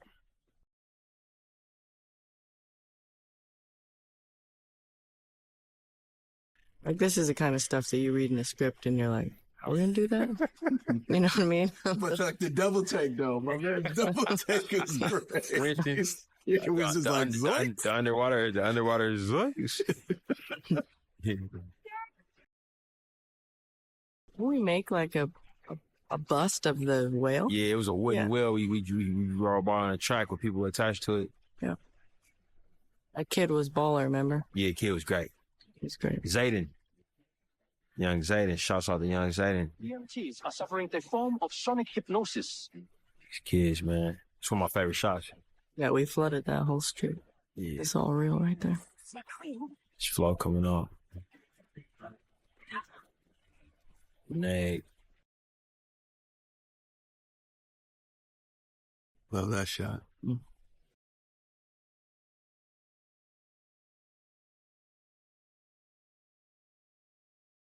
Jenny jumping out here.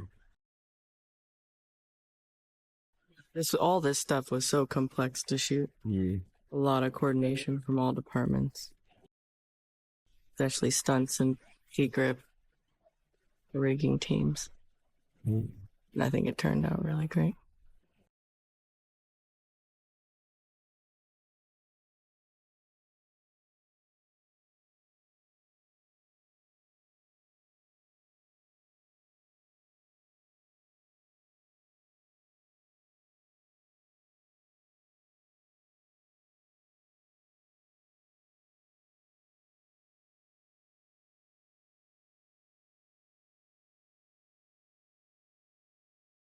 Not yet.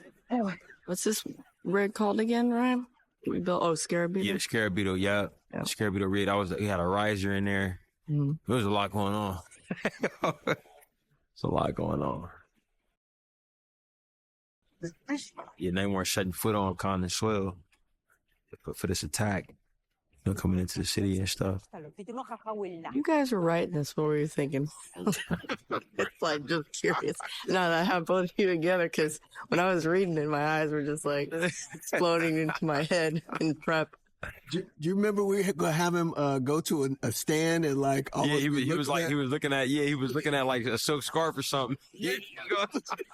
Oh yeah, you're right. He was shopping. Yeah. It might have been better. Oh no. No, I think this is better. It was great. Being more on the warpath. I have to say, man, I love how he fights. Yeah. Not seen anyone in a superhero film fight like him. It's so unique. Yeah. How's this shot, this one? Oh, yeah. The shot's great. Yeah, people like that shot. Mm. Yeah, we were trying to capture all the stuff he does in the books.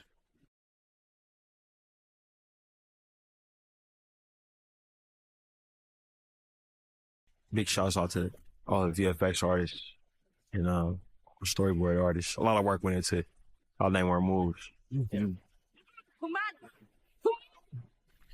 I mean, I remember from the first prep that I came on, you were working on this stuff. Yeah. So, a lot of work went into this, even before we started shooting. Well, that shot, that was amazing. We did that for real. We had a stunt player, Miguel, off of the ferry. So my son got the dragonfly for his birthday, and he built it, and it's sitting in my office. Oh, my God. So they got this sitting in my office. Oh. That's awesome, man. When the kids get involved, bro, it's no better feeling. Yeah. It is no better feeling, man. Yeah, I'm having to go to McDonald's every day now just to get one of those action figures. So thank you for that, Ryan. Hey, man, you gotta thank Consumer Products. But I'll be honest with you, I was that kid. Yes, I was me that too. kid, man. When stuff came out, I was like, we gotta go back and get this cup. Yeah. You know, Adam told me Aiden went up to the guy by himself last night and he asked, because he had Riri, but he already has 3. So we went up to the counter and he said, "Can I trade this in for Black Panther, please?" Yeah, did they try them? Well, no, he didn't have any. Oh, it was He's all like, out. "You need to come back next week, kid." Oh my God. He went by himself. It was great. Man, that's awesome. That's awesome. Yeah, this is man, he's coming back. Yeah, it's a See, tough. this is the moment. She's Yeah, it's a tough scene.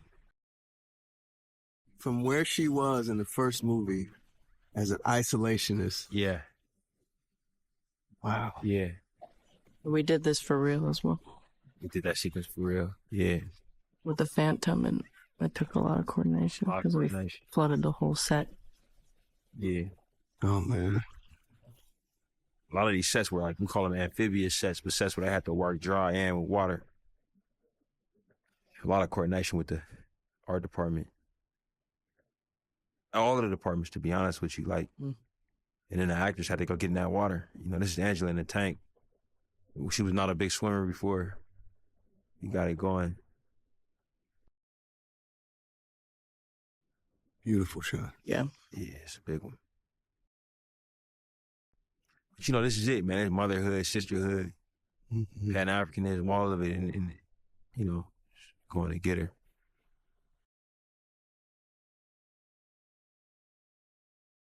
Just the idea that this kid is worth protecting. Yes. You know.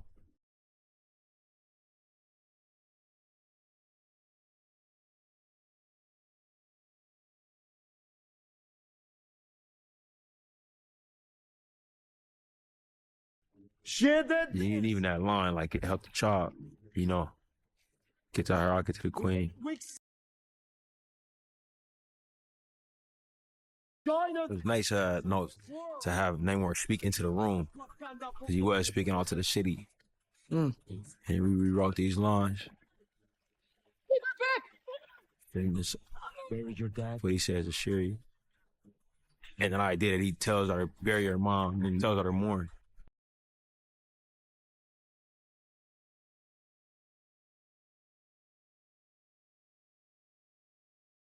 Thought it would be interesting. Because for him, like with him and her, it ain't necessarily personal. You know what I'm saying?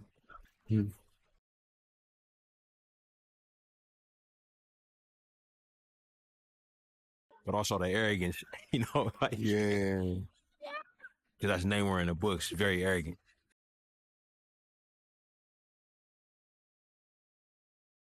There wasn't a dry eye around me in the premiere, man. Yeah. This was hard to watch when we were shooting it too. Yeah, big time. And she was crying, yeah. Big time.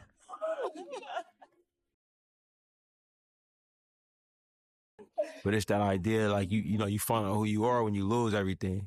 Yes. You know, like, Did our brother have an effect on her? Did our father have an effect on her? Did our mom have an effect on her? This is when you find out.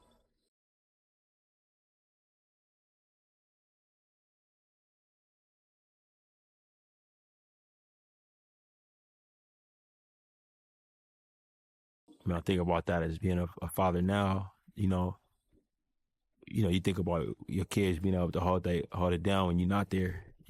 That's the goal.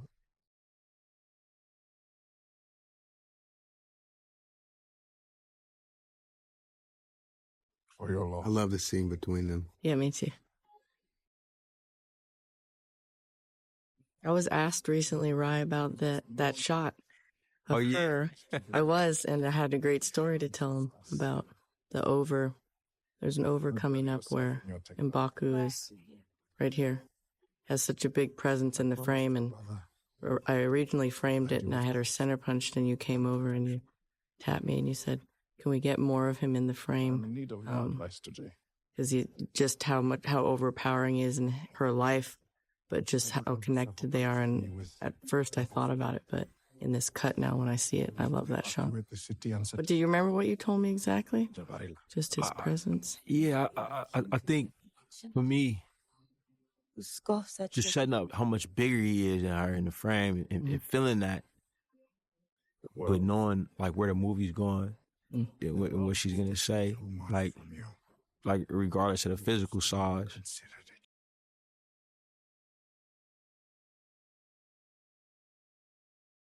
He's asking her for advice. You know what I'm saying?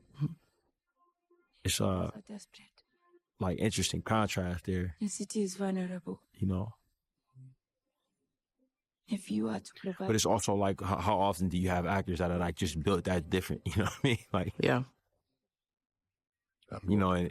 In that idea of, for me, it's like, this film is like revolutionary in so many different ways, but because like in these types of movies, you usually get one black person. Like that was how it'll work, like if any at all, And then in this, we got them in all different shapes and sizes. You know what I mean? Like, and just celebrating that as much as we can. For me, that always like gets me excited. In front and behind the camera too. Absolutely. Like that was just so amazing. When you would go to set every day, it was so diverse and it felt very nice.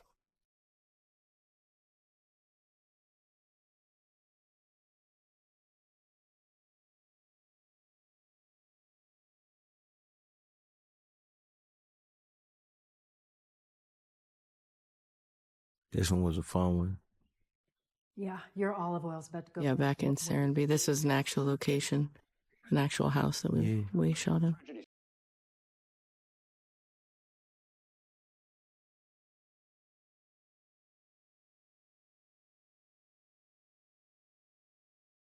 And this idea, like the world reacting to the news of this leader dying and not having the reaction you would expect, I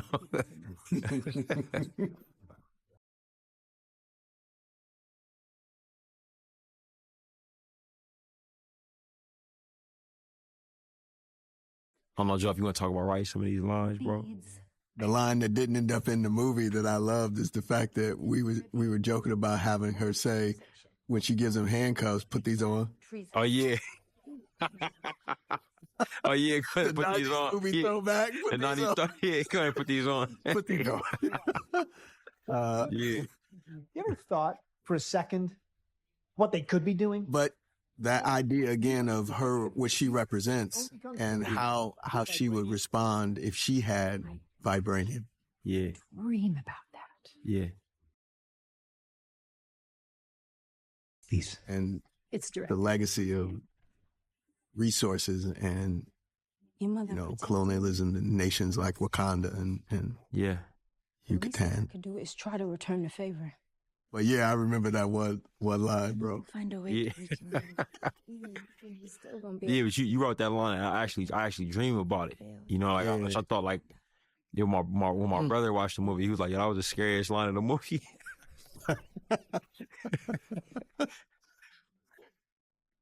That concept of like, if the U.S. got all the vibranium, you know what I'm saying?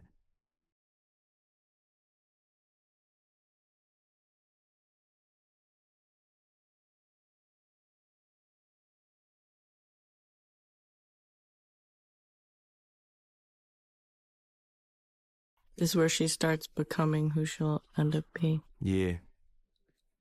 Yeah, we sped past one of my favorite shots. Yeah, how's that one behind her? Her walking out of the... Analysis between our attempts at creating a synthetic heart-shaped head. Yeah, I remember when we were grading it, you wanted, which was a great note, we made it a bit darker so that once the lights came up, it would feel like a big transition. More dramatic, yeah. A little more dramatic, but also emotionally. Similarities that we can exploit. Shout out to Tom Poole, our colorist, for doing a great job on this film. Tom Poole. Please upload my brother's DNA. Good man.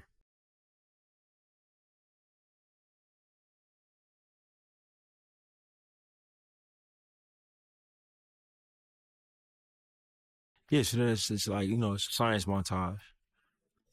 Great track from Burna Boy, and we got the interlude from Stormzy mixed in there. Thought Lil Vic did great. This montage had to do a lot of work. Really proud of how where we ended up with.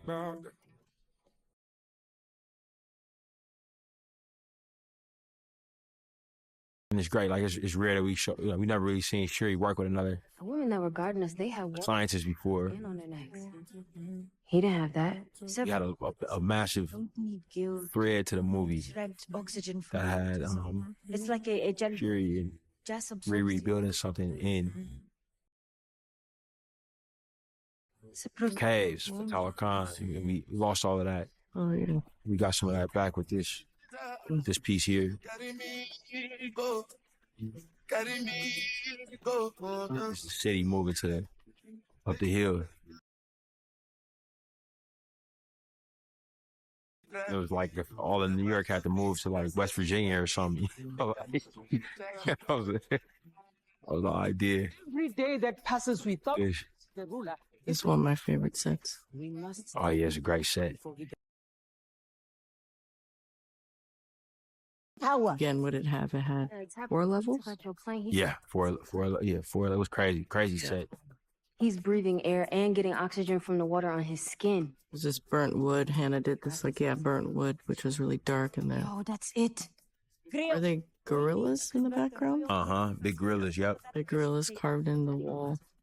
We had these fire torches. When I walked in there, I was very excited about lighting that. I think it turned out great because we had a lot of cast in there, so it was nice. Very full set. How old were you when you built your first machine? With the snow, too. Snow on the ground. Car mechanic. He wanted to build airplanes. Yeah, we had snow and this stuff was great because Dominique was really good at working some of this metal work and stuff.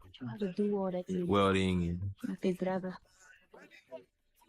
It's great how they're getting to know each other in this process. They're like we're getting backstory in a way that's so dynamic and it's driven by, what they're doing. Tending my weapon.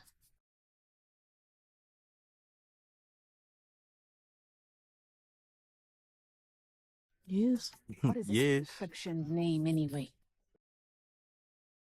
Midnight. That's how Chad would say it when he was portraying Charlie. Yes. Sister. So Tish and I talked about saying it like that.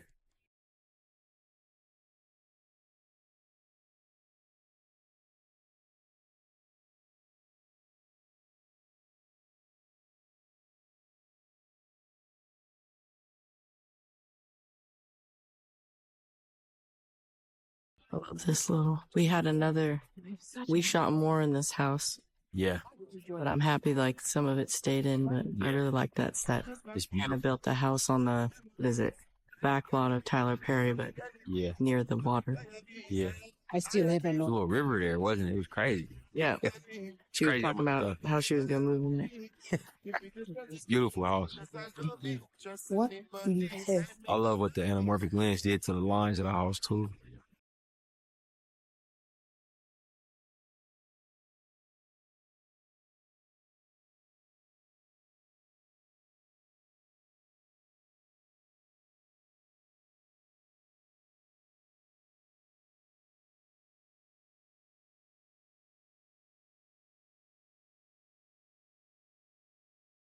Yeah, you start finally cracking the code. What's the confidence rate?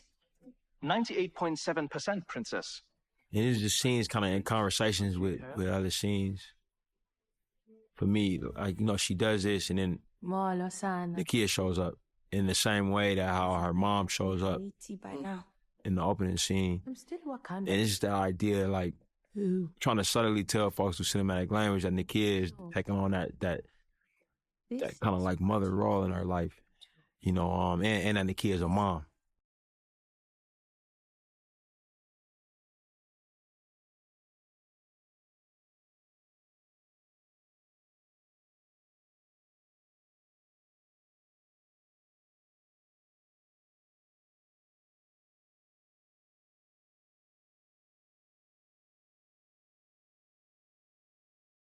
The kid's hair is even similar now to how Ramonda's hair was. Oh yeah, with the braids. I seen in the first film. I always, when I watch this and she reacts to it glowing. Oh yeah, it's so good. Right? She's really good. Yeah, she looked like she. Yeah, it's like a genuine, genuine reaction. Yeah, It's like it works. Yeah. It's pretty good. I remember you wanted them to hold hands there. Yeah. Remember? And did we do that shot? That's fine.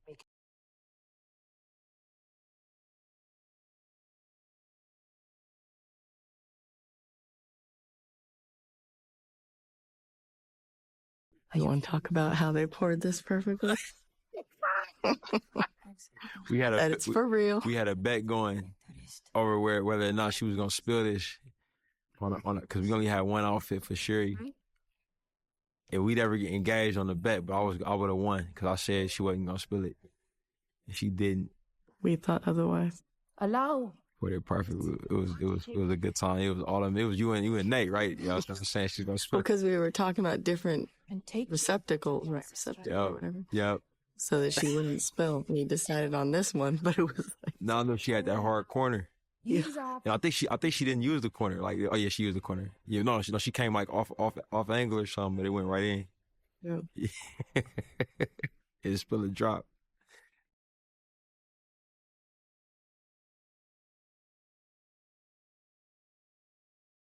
Shouts out to Shower for these intercuts. Thought it was great. With the heartbeats. Mm-hmm. Now this is an actress underwater here. For real, yeah. It's Tish in the tank.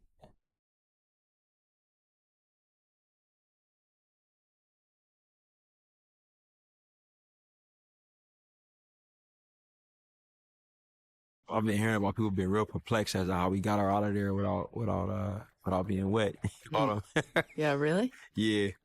A couple people asked me on the press tour if we shot it backwards. Really? Yeah. Funny, right? Well, it's a lot of work. Now, when I see it now, a lot of work went into that because remember we had to do the previs with Scotty. Yeah. To see how you wanted to shoot it so you could get exactly that, and we had to measure all the stuff because she had to go under there. Yeah. And then big shout out to Mike B. Jordan because he had this idea for his hair to be up, so it could feel like as if it was Ramonda's hat. A woman's hairdo. Yeah, yeah. Everyone gasps in the theater, or at least the one screenings that I've been to, when we come around that. Little cousin.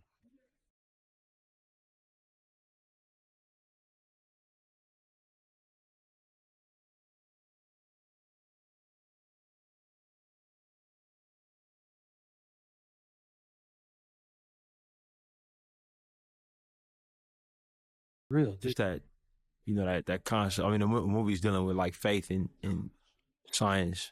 So why did you take it then? Like faith in, practical thinking.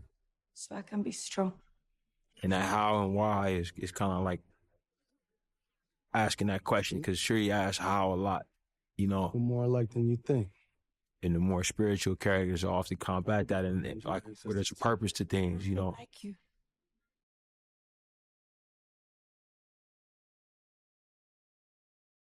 And this whole scene is about the purpose of like, why would she see him and not Just a coward. these other people,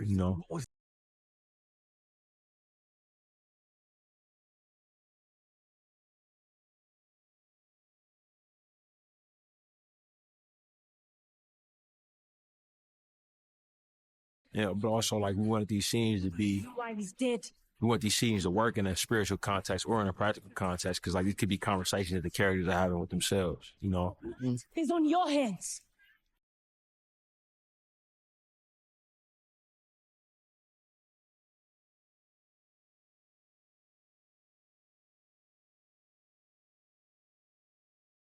This was Steadicam. Yeah, this whole day was Steadicam, wasn't it? It was we shot this whole scene on a 35. Killed his own brother. Every shot. I've been asked because I think it turned out great because we had, as far as lighting, we ran tubes up the wall, so VFX had the reference, but we had some fire there, some fire bars. Yeah, we had fire on the ground. Yeah. Yeah, but a lot of that's in post up the wall. Like your brother? But it looked great. It's good because sometimes it's hard to make it look real. Yeah, again, it's fire and water. Try to put them together. Who did you see?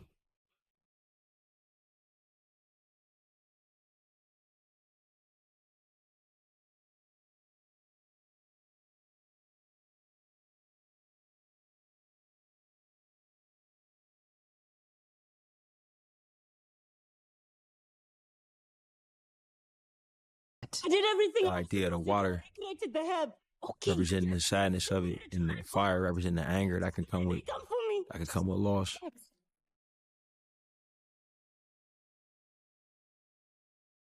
Super important scene. Her realizing that she's strong now. She got the one thing she didn't have. Can I kiss some of that too? It's physical strength. And now she's going to be becoming a thing she said that the Wakanda didn't need anymore. I think.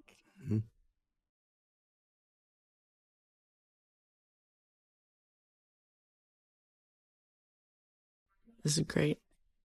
We did this in additional. We had more shots planned, but then we saw this one and it was like, no, we shouldn't do anything else. Yeah, you were like, I think that's it. Yeah. And it was this shot. A lot of people like. I like it too. Yeah, a little bit went pretty nuts. Yeah, it's pretty epic, like image. As they were raising it up. There are more people coming from the city. Yeah, my favorite pieces of music. So what?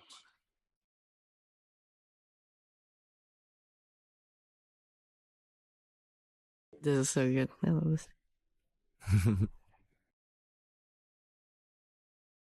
You feel this scene in the theater. Oh, yeah.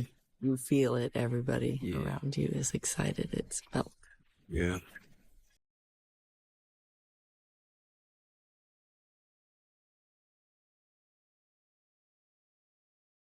Like even I get emotional about it. Love that reveal of her face. She looks savage. She's up.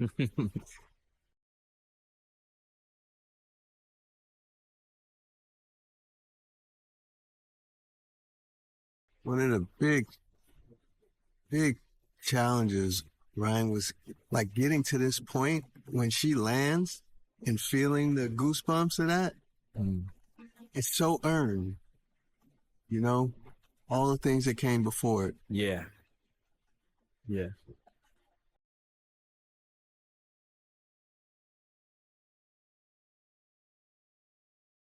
To be honest, bro, when you pitched it like the arm wrestling, yeah, I was like, okay. Oh, really? Yeah. But it works. It's great. I remember being like, okay. Yeah, I'm good for a few of those, bro. Our queen murdered. On the day, I remember because we had boards for that, and you're always like reminding me, like we are making comic book movies, so there's some, angles and some things that'd be kind of ridiculous, yeah. that work so well, but not for sure. I remember that was one of them, that low angle. Yeah. I think this coming up is my favorite scene. Oh, really? No. Yep. Yeah. A distant location at sea. That's on my list too. Yeah. Let's say this does work. And actually because I think I had to pick something to talk about soon for something I'm doing. Yeah. And I put this on my list. And remember that day we had a lot to shoot. Oh, yeah. and we had to cover it Yeah, we got on faster than we normally do. Yeah, we got on the track. Yeah. We got on a track and we went around, but I think you're at it. Do not call him General. Which is not always easy to do, right? You know, No, you're circling. but it was smart to get on that circle doggy, though, I think. Yeah. God. You know. And it feels very nice. Yeah. I think because we are living in the Wait, we do not have access Yeah. to book. Feels like they planning, like they talking this shit. They With your permission, I would trying to like figure it out.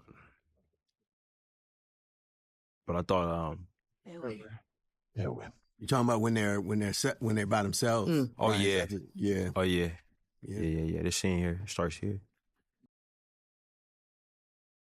and this 2-shot with the gorilla is great. Yeah. Now is our opportunity to take him. What are you? But again, we got the fire. You know, like If Namor it's is fire and water again. This time the water's frozen. You know, killing him, no with ice. and now But how the fire is framed in her shots, representing her this anger that still is not settled. You know.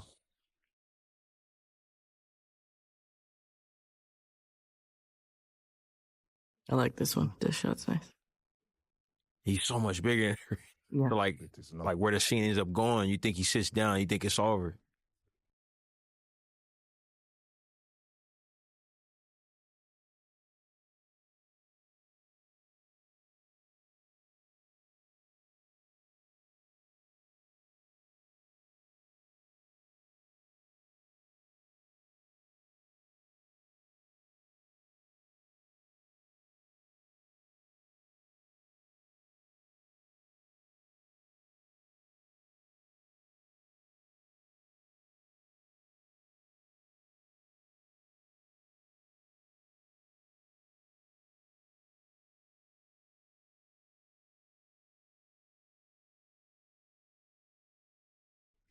See what Tisha's doing here is really kind of impossible, you know. It doesn't matter anymore. She's playing like 7 different things. What matters is what I want, and what I want is Namor dead. And she's like about to cry, but she never does, you know.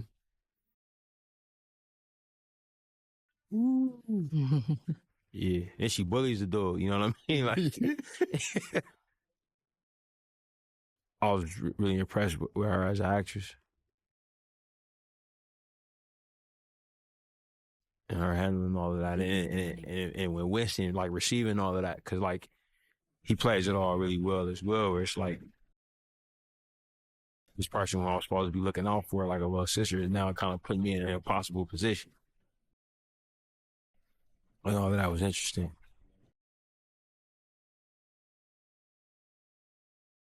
The scenes with them too are very magical. Oh, totally.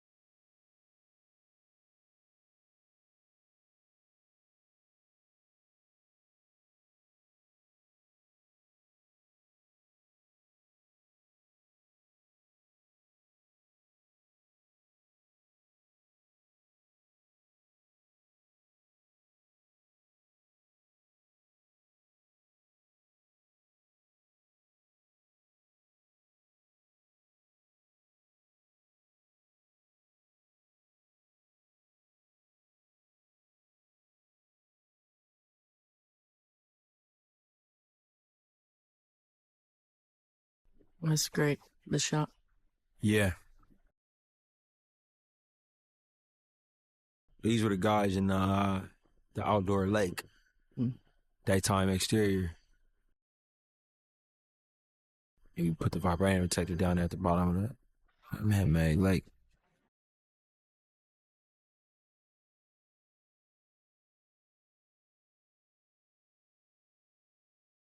It's that same location here.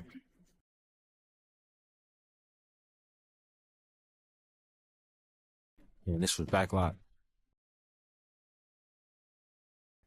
attention was there at a different time from everybody else. So shouts out to VFX for blending and all of that.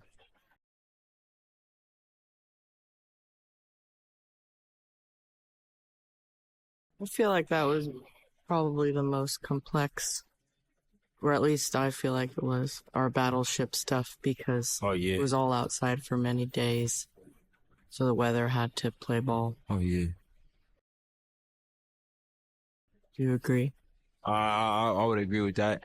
Yeah. Yeah. I mean,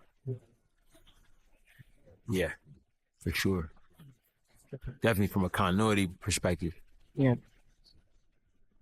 Well, also, when you had so many actors. Oh, yeah. Felt like that was probably like, if you're directing, like, we had all the tribes represented.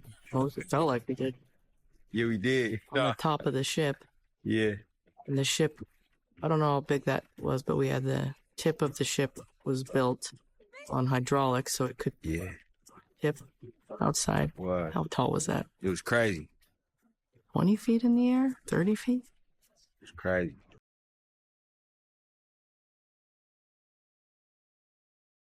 We were high up. Yeah, it felt like 3 flights of stairs, I would say. Yeah. Like 30 feet. Yep. And we had the pads. And this is all for real, so. Yeah, it's a real deal here. There's a reality to every one of these little elements because you wanted to capture them for real. Yeah.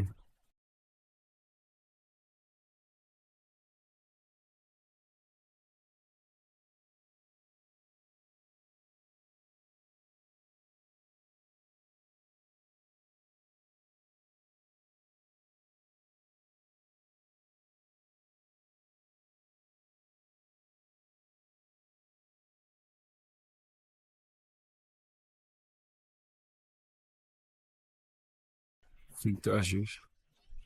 Sonic Boom.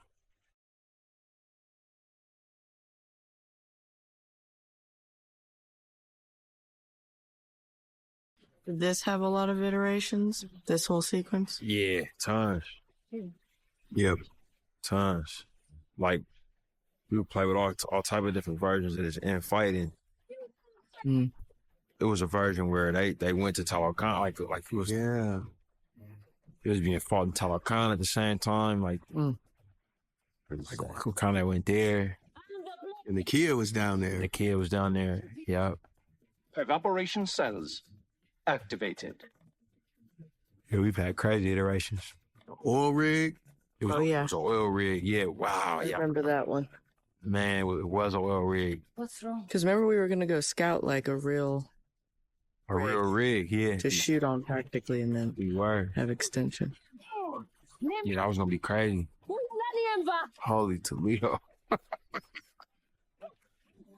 We got concept art from that oil rig, don't we?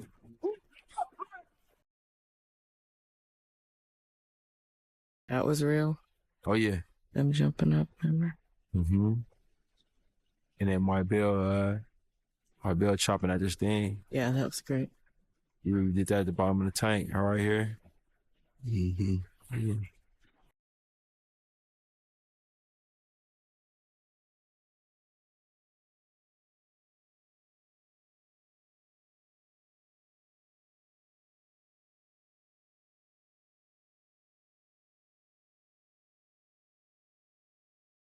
Blue whales. Like, how do you guys come up with this? You haven't answered my question. What do you mean? Like, do you remember which day you were writing this? And you're just like, okay, so the whales attached thing, and the hydro bombs, and then they're under the stabbing the thing, and it's like, this is like out of your brains. You're trying to figure out how to get the ship to tilt over. Yeah. Because it's so big, right? It's so powerful. We was like, what do you... Yeah. It's crazy. A lot of it is just like problem solving. Yeah. I mean, an intern someone builds this huge ship on hydraulic that tilts. It's crazy. We had to get the Wakandas in the water where the Telecanil had an advantage. Yeah.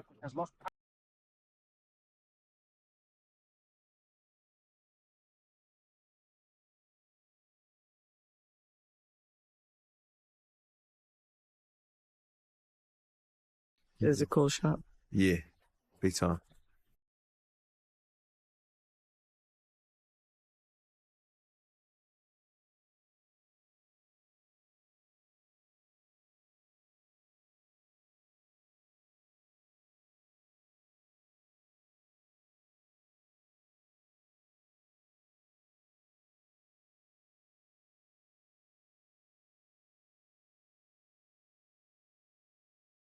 Here comes my favorite. What's that? Well, this sequence was so cool. Oh, this right here inside the ship. Yeah. Yeah. Like just this little. I remember when we shot it. Oh yeah. It was like badass because. Tight quarters. Who's the stunt girl that I like? Nadia. Yes. She did a great job. Nadia. Yeah. Love how it blows into all those pieces. Oh, this shot. That's great. Yeah. Right now, well tail out. Catapult. Boom.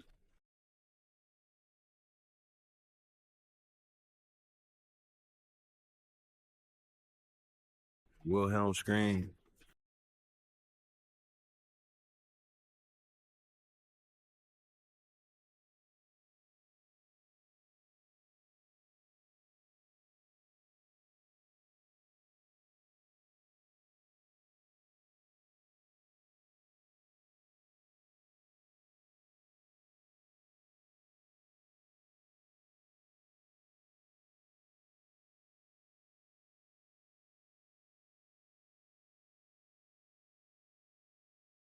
Actually in the water there.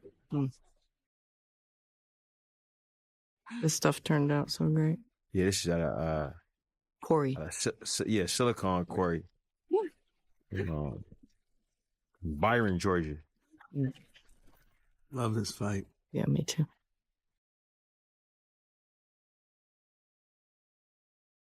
Yeah, we shot, I guess, maybe most of it in practical location, and we picked some stuff up on the stage. Yeah. And built part of it on the stage. This whole thing is great. See your fire. Mm-hmm. Fire and water, yeah. Yeah. Yeah. Oh, it's so visceral. This is such an emotional fight. Like everything, you feel it all. Visceral is a good word for that fight. Especially when the music kicks in coming up. Yeah. And he gives, awesome. It's a part I like.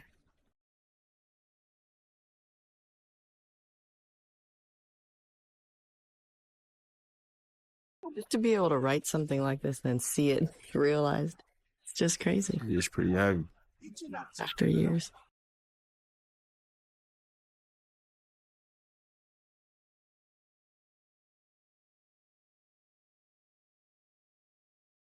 Like right here, when it kicks in, right? Yeah. So good. The music. This elbow thing coming up. This shit right here. So good.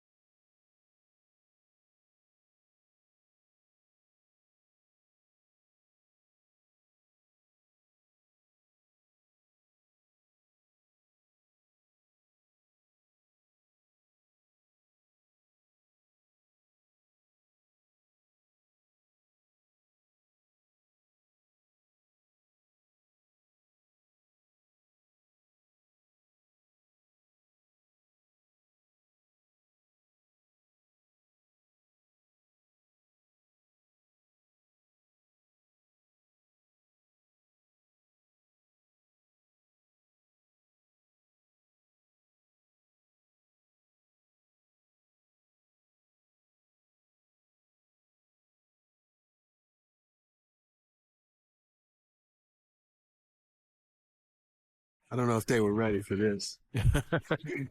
Yeah. We got so lucky here on this day because that's really the sun setting. Yeah. Right behind that mountain. And if you remember, we only had like 10 more minutes before it went behind the mountain. I do. And then it came out, ding, right in that light there. It could have been different. So good. Yeah. Tenoch added that line, it could have been different. Thought it was great.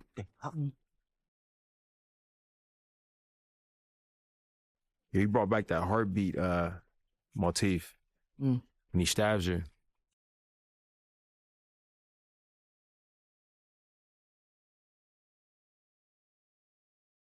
Are you going to be noble like your brother?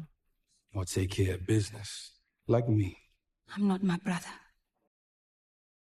Namor will beg me for mercy as I stand and watch as he dies.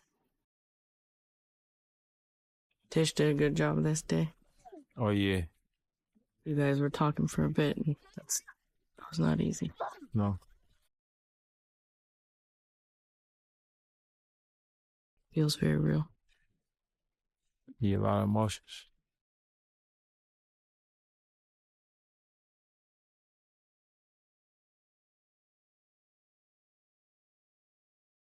That was for real on the day. Yeah. When he was walking. This right there. I love that shot. Oh, yeah. Yeah, that line. Yeah. Comic book line. Wakanda forever!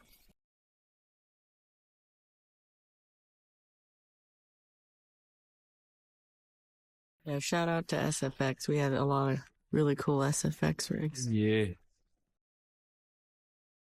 It was really nice to do as much as we could in camera.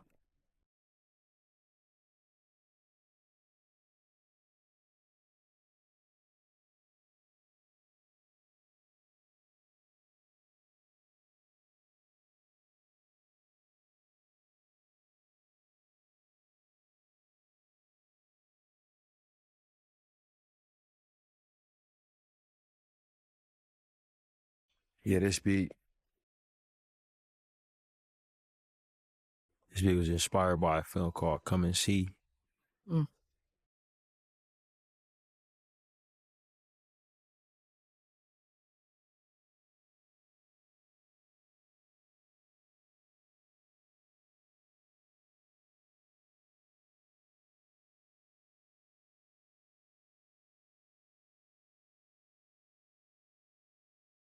You mean flashbacking? Mm-hmm.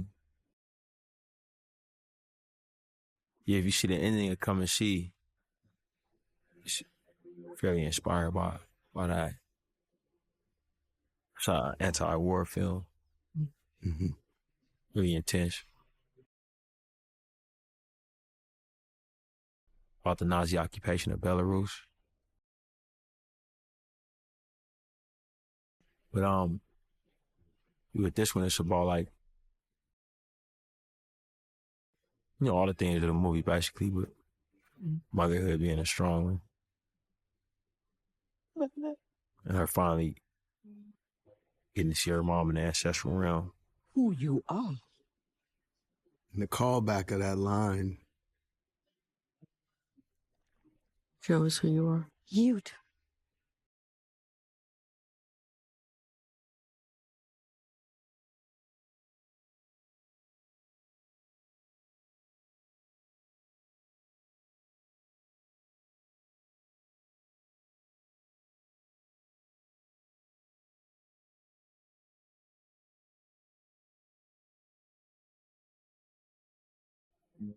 Puerto Rico.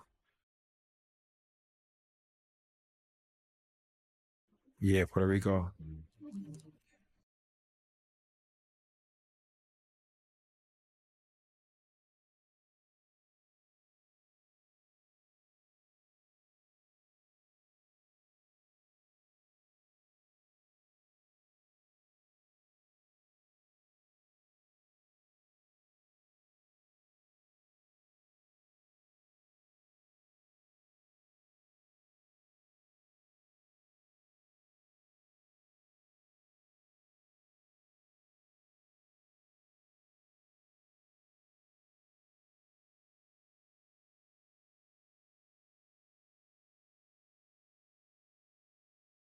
That image of seeing them on the same level, is a powerful one.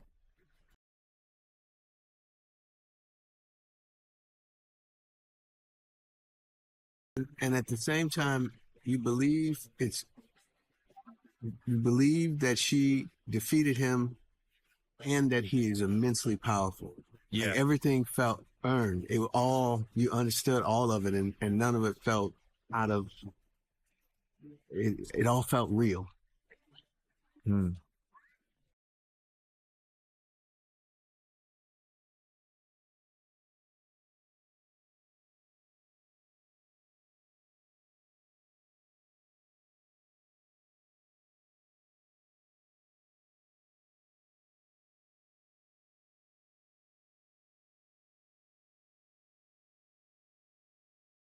Yeah, showing all of Wakanda like coming back together.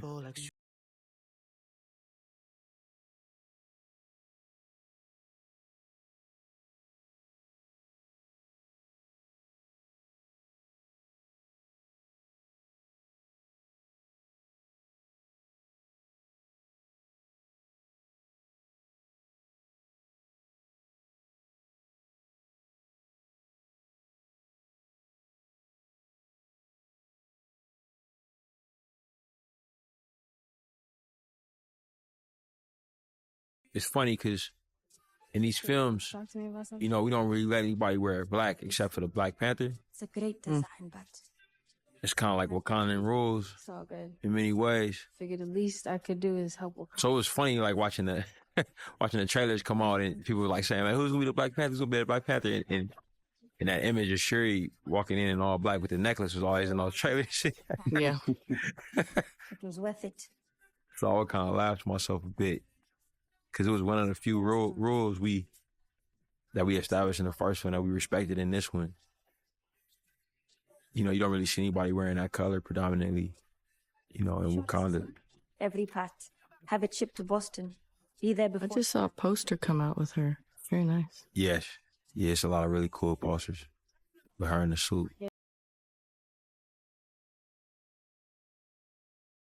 Yeah, like once a character becomes a Panther, you'll see they only kind of wear black. You know, even when dressed casually.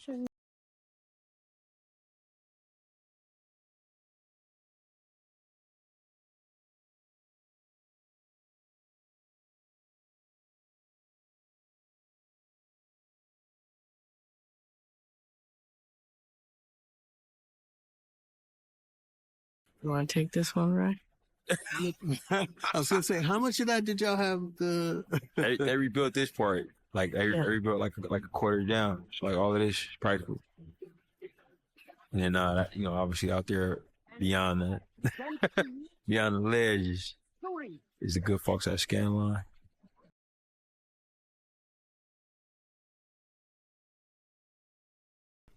And this is like, you know, this is one of the funniest moments in the movie to me when this dude walks off. Yeah. And like the face he makes. Yeah. It's so funny. This face right here.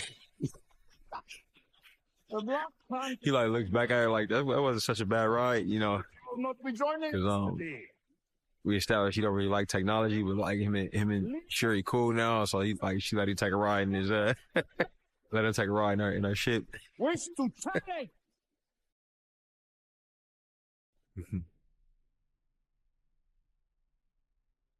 And this one's a good one. You realize Namor painted all these pictures.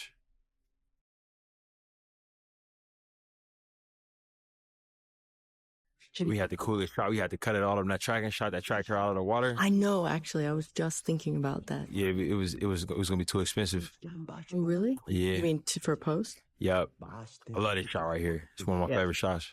Yeah, you say that.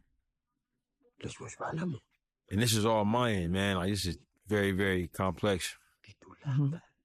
Seeing all in Mayan. Big shots out the whole way. For helping us with this one. It's a great scene. I was just going to say before with like, you know, we're on set getting ready that many people in those beautiful costumes. Like, you know, how many people have to get ready every day and be there on time and like, it's a lot. And very lucky that a lot of work went into getting various people ready constantly and painted blue and hair done.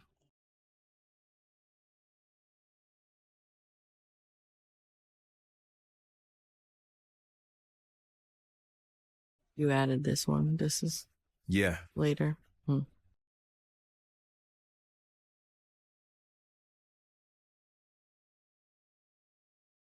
Yeah, our good buddy Ross.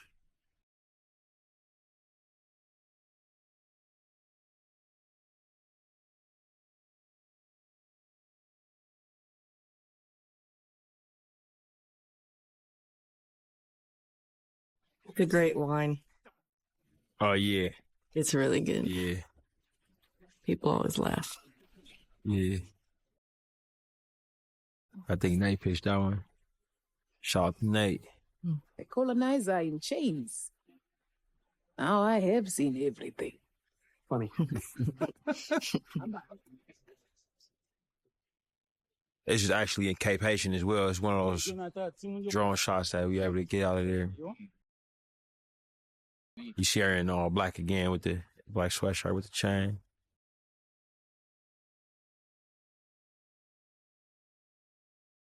It's a tap for transport. Using Haiti.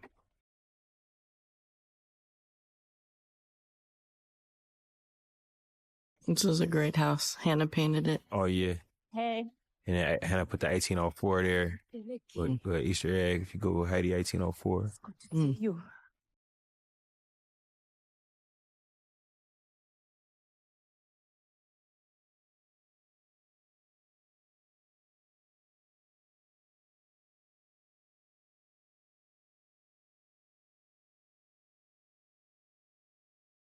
Such a beautiful day we had here.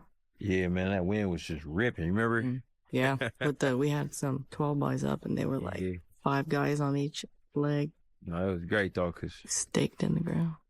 Cause we had the line that she felt, Ramonda felt T'Challa in the breeze, and that wind just going crazy out there. So I was happy for it. You know. And then we caught the sunset perfectly too. Yeah. Yeah, it was very special. Yeah, we was blessed out there.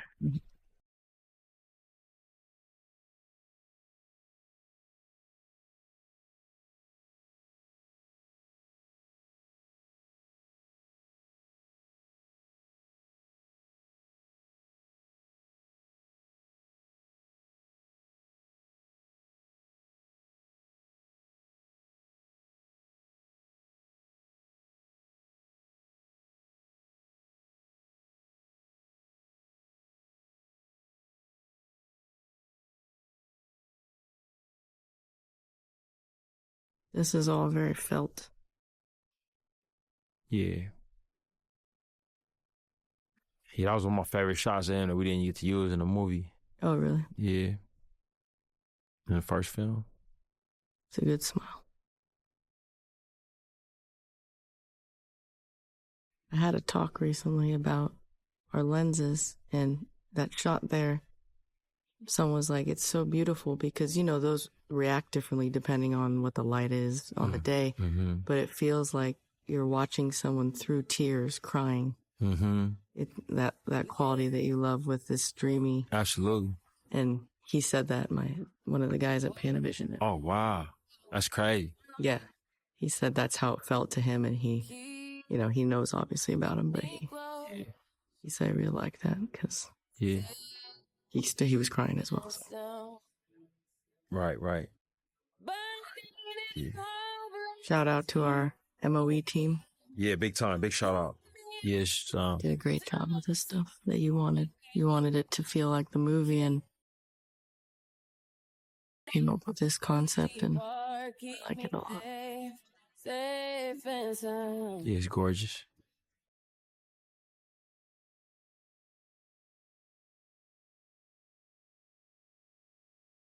The only thing is when I was in Poland, Ryan, people were walking out because they don't know, you know? Yeah.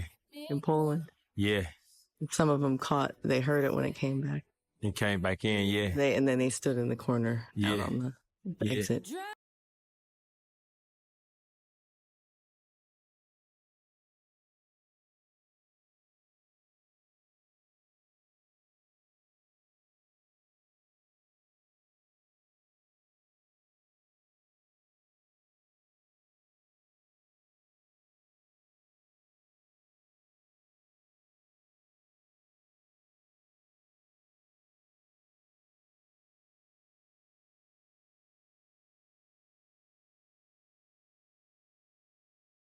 I remember Florence in Civil War. Yeah. Yeah, the first door. Yeah, the first door. Move or you will be moved. Yep. Yeah.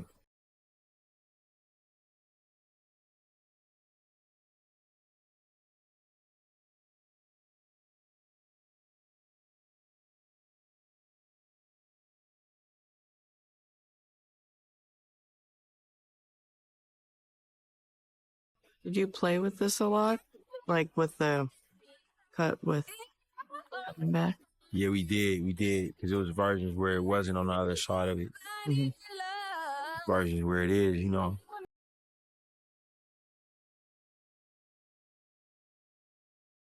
Remember when you teased me? Yeah. And you told me you cut it, and I freaked out. I do. Yeah. It's just so good. He's just magical little boy. Sweetest kid, yeah. Can we join you? Divine.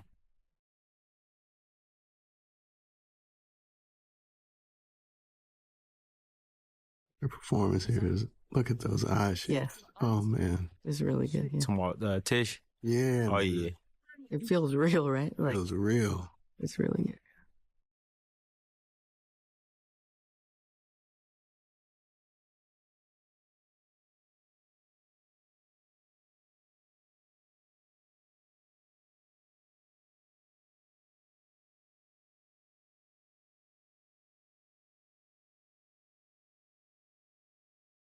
Away from. Was it easy to cut this scene? So good. I don't want to speak for the editors, but what I will say is that every version of it that I've seen has been effective. Yeah. You know.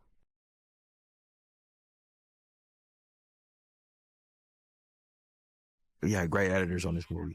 Ceremony for him. Blessed with a fantastic crew.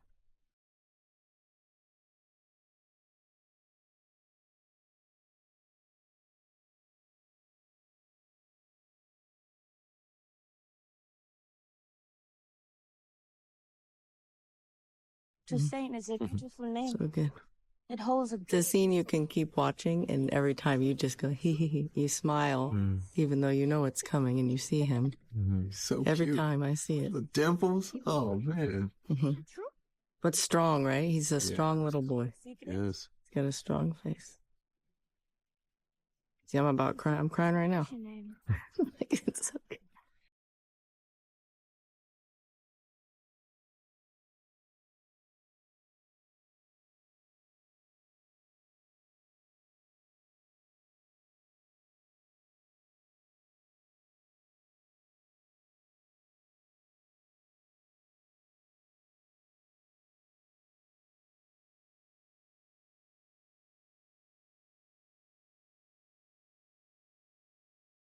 Beautiful, Brian. Oh, beautiful. You guys, man. Thank y'all for y'all amazing work and expertise.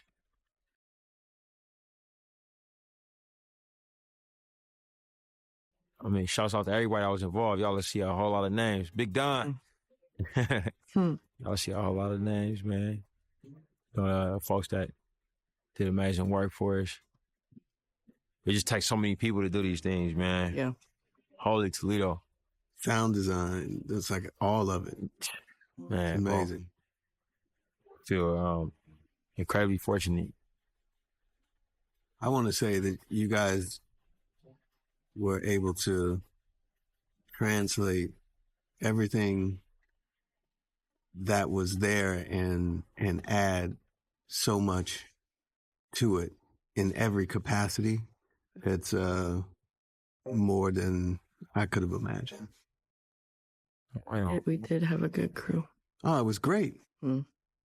Like just the score, the way, you know. Well, I say this often, right?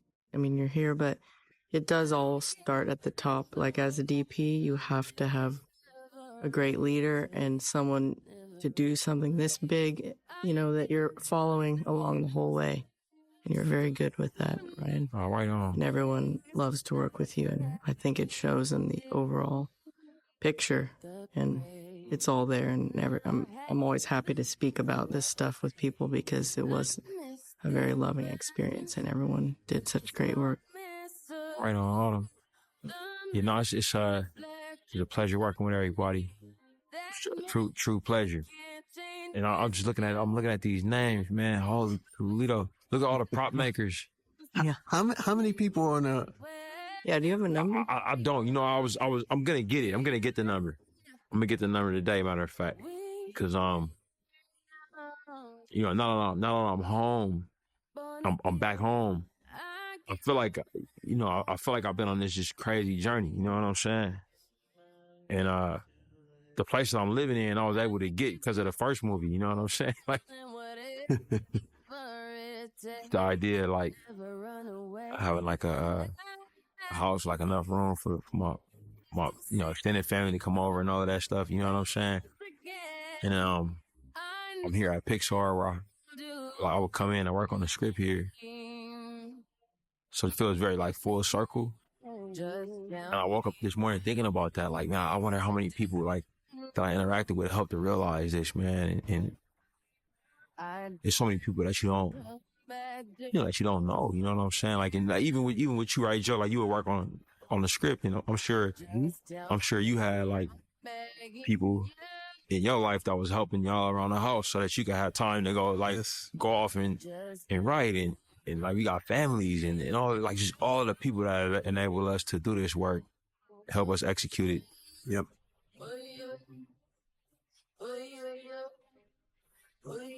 It's just crazy, man.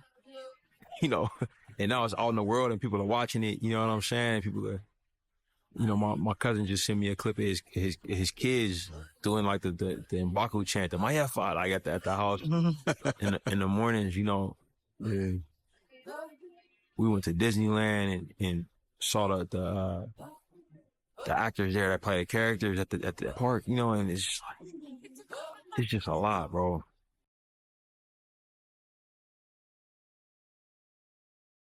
Man, my daughter was with her friends at, it had to be like Target or something. And they got like Wakanda hair products, bro. Yeah. I was just like, they sending me pictures. Yeah. I was like, it's crazy. Yeah. I mean, I just gotta put the biggest smile on your face though, bro. If you think about the conversations we had, even on the first movie, about seeing our image. Yeah.